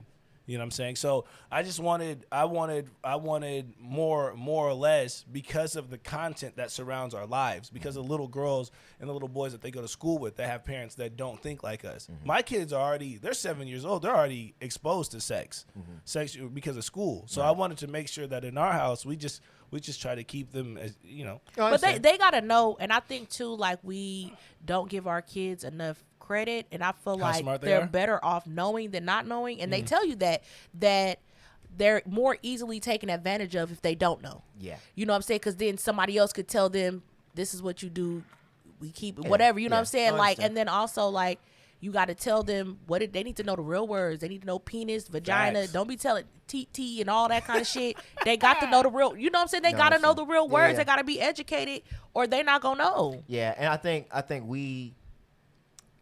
everybody's household, do what you feel like is best for your children. Right. Period. Because everybody's situation is different. And I think with children, like, even like those conversations, like when men were kissing their sons, they were like, "Oh, like, you doing that?" Or like, "Oh, why is your mom kissing you on the lips?" It's like, everything is not a sexual thing. Exactly. It's like, just because they are, like, my mom or my dad, there was never a sexual thought that passed through my head when I looked at my mom, because that's my mom. Or there was never a sexual thought when I looked at my sister, because that's my sister. Like, there might be a time, where you walk in the bathroom, you didn't realize they're in the shower. It's like, so what? Oh, don't go in the shower, because then you're going to start thinking about sex. It's like, no. Like, I think and it's not a bad thing, because we're trying to be protective of our children to make sure that they're not exposed or they're not taken advantage of. But I think, like, in some households, and I'm not saying, Roger's household at all, because you're just doing whatever you feel like is best for your children. You know why? You know why I'm like that? Because there's been situations in families where the kids don't know that their people are targeting them. Right. I understand. So for me, I want my kids to understand Adults don't do that. How adults carry themselves around so children. It's not so much that I am worried about them sexualizing us. Right. It's when they're out with other people and their friends, and I want them to understand. Why are you doing that? How why are you walking around naked in front of me? My mama don't even do that. My mom doesn't do that. My dad doesn't do that. That's a good So point. when stuff like that happens, right? When stuff like that happens, then we can have a conversation. We're gonna have a conversation about that. Right. So it's not so much that I don't believe that my kids are sexualizing us. Right. Right. But I want my kids to know that, this is how adults and parents families function. Yeah. So when they're out there with someone else, they know this some ain't right. Some ain't right. Because there shouldn't be no ever. My daughter should never be in a situation where somebody else is in underwear and stuff walking around because their kids are in the house and then not have a problem with it. Yeah. You know what I'm saying? Because I don't know, I don't know. Not that I know anybody in my family that's like a pedophile or anything, but shit, nigga, you never know. You never know. That's true. Or being at a friend's house and spending the night. No, that's what I'm talking about. Yeah. So it's not for. I'm not like that for us. Right. You setting a standard but I'm for them to know exactly what's how normal, other what not normal. So it's never about about my kids sexualizing us, but they got to know the difference Right. between when something feels right and then something feels wrong. Right. And I think my point is some parents take that too far. Where, like I said, I've seen in comments where people say, "Oh, you kiss your children on the lips." No, I kiss my kids. Whatever. on the Oh, lips, because too. like, don't you think that's gonna That's be crazy. like? Don't you think that's gonna wake them up to some type of sexual feeling? I'm like, bruh. First of all, half of y'all commenting don't got kids. So, and second of all, Projecting. that does not. Maybe it happened to you, Mm-hmm. but in my household, when I kiss my daughter, we understand that's a father-daughter relationship. Right. It is not me making out with my daughter. And It better is- not no boys be kissing you. They've been watching too much Eve's Bayou. and you know, and I don't even want to laugh about this because this is not a laughing matter. We, You right. yeah, we Watching over that, here, taking But notes. you know what over I'm here- talking about? we over here kicking about stuff. But what we're saying is that you can take the over sexualization too far. Yeah. To the point where you're now every little thing is a sexual thing. Like To you me, know, that's sexualizing kids. But well, look, well, what like, about- like this? Even in our group, there was that post about the hugging. Talking about, oh, I don't want you hugging my boyfriend because I feel Sexual- like that's good. bruh. I'm like, a hug? A hug. Oh And no! then they If was you talking gonna about, it if you gotta gonna be a- hug it my gotta be a boyfriend, it gotta be side a church hug. side hug. Christian hug. If you worried about your best friend hugging your boyfriend, that ain't your best friend. No. That's That insane. might Or that- your that- boyfriend. That might be your best friend, but you might be fucked up. They might see you. We have a. It's called projecting. I was just getting ready to use And that it's- exact and same it's- word, And it's called being insecure. bro. I don't do the insecurities. I can't, bro. The way we move and the way that people talk to us and the number of people that want to have conversations with us and be around us, there's no room for that. I can't be thinking in my head. What if when I go to the bowling alley and I meet your friends, I gotta watch how I'm hugging, or because usually it don't stop there. I've been with a girl where she was so insecure that she was even like marginalizing how often I was talking to her friends, like interacting. Like after we left, then we got in the car. Oh, you was talking to her a little too long. I was like, we were in a group setting. If I didn't interact with anybody, then you would have said I was being quiet and I wasn't being fun. Catch I said, 22. so which you want me to do? Oh, no, I want you to be interactive. I just don't want you to talk to her too long. Look, Yeah. when I'm having fun, I'm not tracking how long I've talked to Stacy and how long I've talked to, whoever. And Like, People then- just don't believe in platonic and then- relationships. and for either. you to do it It's trash. shows me that you weren't worried about having fun. You were more worried about who I was talking to. Mm-hmm. Like, oh, you were gone too long. Where'd you go? To go get some nachos? Oh, well, nachos don't take that long. Do you work behind the counter? Bro, do you understand? Do you understand how many people live lives like that every single fucking Bruh, day? it's I can't. crazy. There's no way. It's crazy. Everything There's is no way. sexual. Everything, and to me, it comes down to people not believing that men and women can have platonic relationships. there's only- So they're always looking at everything of as I used- sexual or as some kind of attraction or Yeah. as some kind of. Hey, I no. used to say, there's only men or women, and even when you change, there's only men or women. You understand what I'm saying? Even if you decide to transition, it's still gonna be a man or a woman, Not right? every relationship has a sexual That's- goal. it's They're it. well, unless There's you only only two. go, you only go. Yeah, no. There's only two. It don't make no sense. So if I'm not talking to men, I'm talking to a woman. and even guess then- what? and Women even like then, you too. There might be a Women like sexual you. goal at the end Right. of it. You never know, That's right? what I'm saying. You never know. So Oh it's my like As yeah, long it's as you ain't crazy. sexualizing kids, I'm good with whatever you do. Yeah. Leave People the baby. just- people leave just the babies sexualize alone. everything. Leave the babies alone. Protect our children means Leave all the children. babies alone. Yes. Period. All All right, right. Ronnie. That's all we got. Hey. Oh wait, we got trash as fuck. Yeah, we got. Well, Well, I look. think we already know who it's gonna be. Well, I had some. Well, Well- he wants Herschel Walker to be No. trash as fuck. That was just a candidate. He is a candidate. Fine. He can get a partial. It's trash either fuck. Herschel or Donald or Nevada. or Donald. Nevada. Or Nevada. So I have. Or I, Paula I White. was gonna use Hey, Paula White. Paula White, I was yeah. gonna use. So Okay. look. Hocus So Pocus. how about a group trash as fuck? So Paula White, Nevada with your slow ass. Them niggas can count money from a casino quick as fuck. But niggas can't count by one through presidential election ballots. Somebody said American Idol could count 130 million votes on a commercial break. and these and these niggas. Hey, I swear on my life, somebody was threatening lives at that fucking. There's no reason. I think they was holding back because I think they didn't want to be The state that did the it. state that These that niggas lost didn't support. even They observe was trying to COVID wait. laws, bro. They didn't even shut down for COVID-19. You niggas had plenty of time to practice in a group setting because they crazy. never. It didn't make no sense. They had plenty of time. Anyway, so Donald Trump is my trash spot. Hopefully for the last time. Never mind. Hopefully for the last time, though. Donald J. Trump, you are trash as fuck.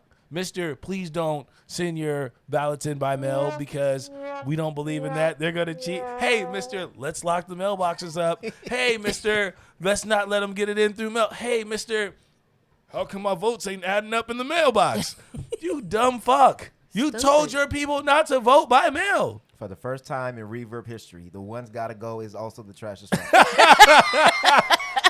Bro. Dead ass. Bro, I've never seen. So now he's suing. He's suing the states and in the courts for things that he has no evidence of. None. No evidence. Even his own party is saying there's no evidence. Bro, Fox and Friends told him they've had enough. They bro. said that they It's didn't They've over. had enough. They're like, They let it had go, bro. enough. We need you to pack your shit and get the fuck up out of here. But that's Man. it, bro. We already know the rest, man. I'm glad. Bon voyage. Benvenuto. Bye. Nigga. See you later. Adios. Hasta You and your luego. wig. Bye, wig. Bye, wig. All right, man. This was a fun episode. We want to thank y'all for rocking with us. Thank y'all for listening. Again, please leave reviews on Apple Podcasts, YouTube, whatever it is that you're streaming from. Please join the Reverb Nation. Like we said, it is the Black Twitter of Facebook. We having a good time up in there. And Yo, the we best just way- looked at it. We just looked at it. What was it? 24. So last week we had. I like to look at this. Last Oh, week. the stats, yeah. Yeah. You look at them ever? Yeah, I do. While he's pulling that Oh, up, 20. Last week we had, this month we had 26,500 posts, comments, that's crazy. posting comments. That's crazy. It's wild in there. 26,000. It's lit. It's lit. And it's gone up 30% every month.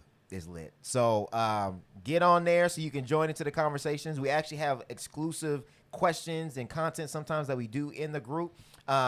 If you would like to support us and you like our content and you like what we've been doing and what we're bringing to the table, please subscribe, share, follow, like. That is the best way for you to support us and our platform. Shout out to Photo B that's out there doing his thing. Shout out to Georgia. Shout out to Pennsylvania. Shout out to Michigan. Shout out to Wisconsin. Stacey Shout out Abrams. to Arizona. And even shout out to Nevada, even though y'all a little slow. Nah, bro. You know what We I knew mean? it was coming. We knew it was coming. We Did just they a little even slow. finish? I don't know. They Hold on, probably, let me they look. probably still ain't done. Wait, let me look real quick. They ain't We might gonna have finish to, until the next election. Oh, they did finish. Oh, they Okay. finished. There you go. and Biden won. They was the one that didn't want to mess up the project, so they waited till everybody else Else finished. did- and yeah, then that was like, all right, all right. we good.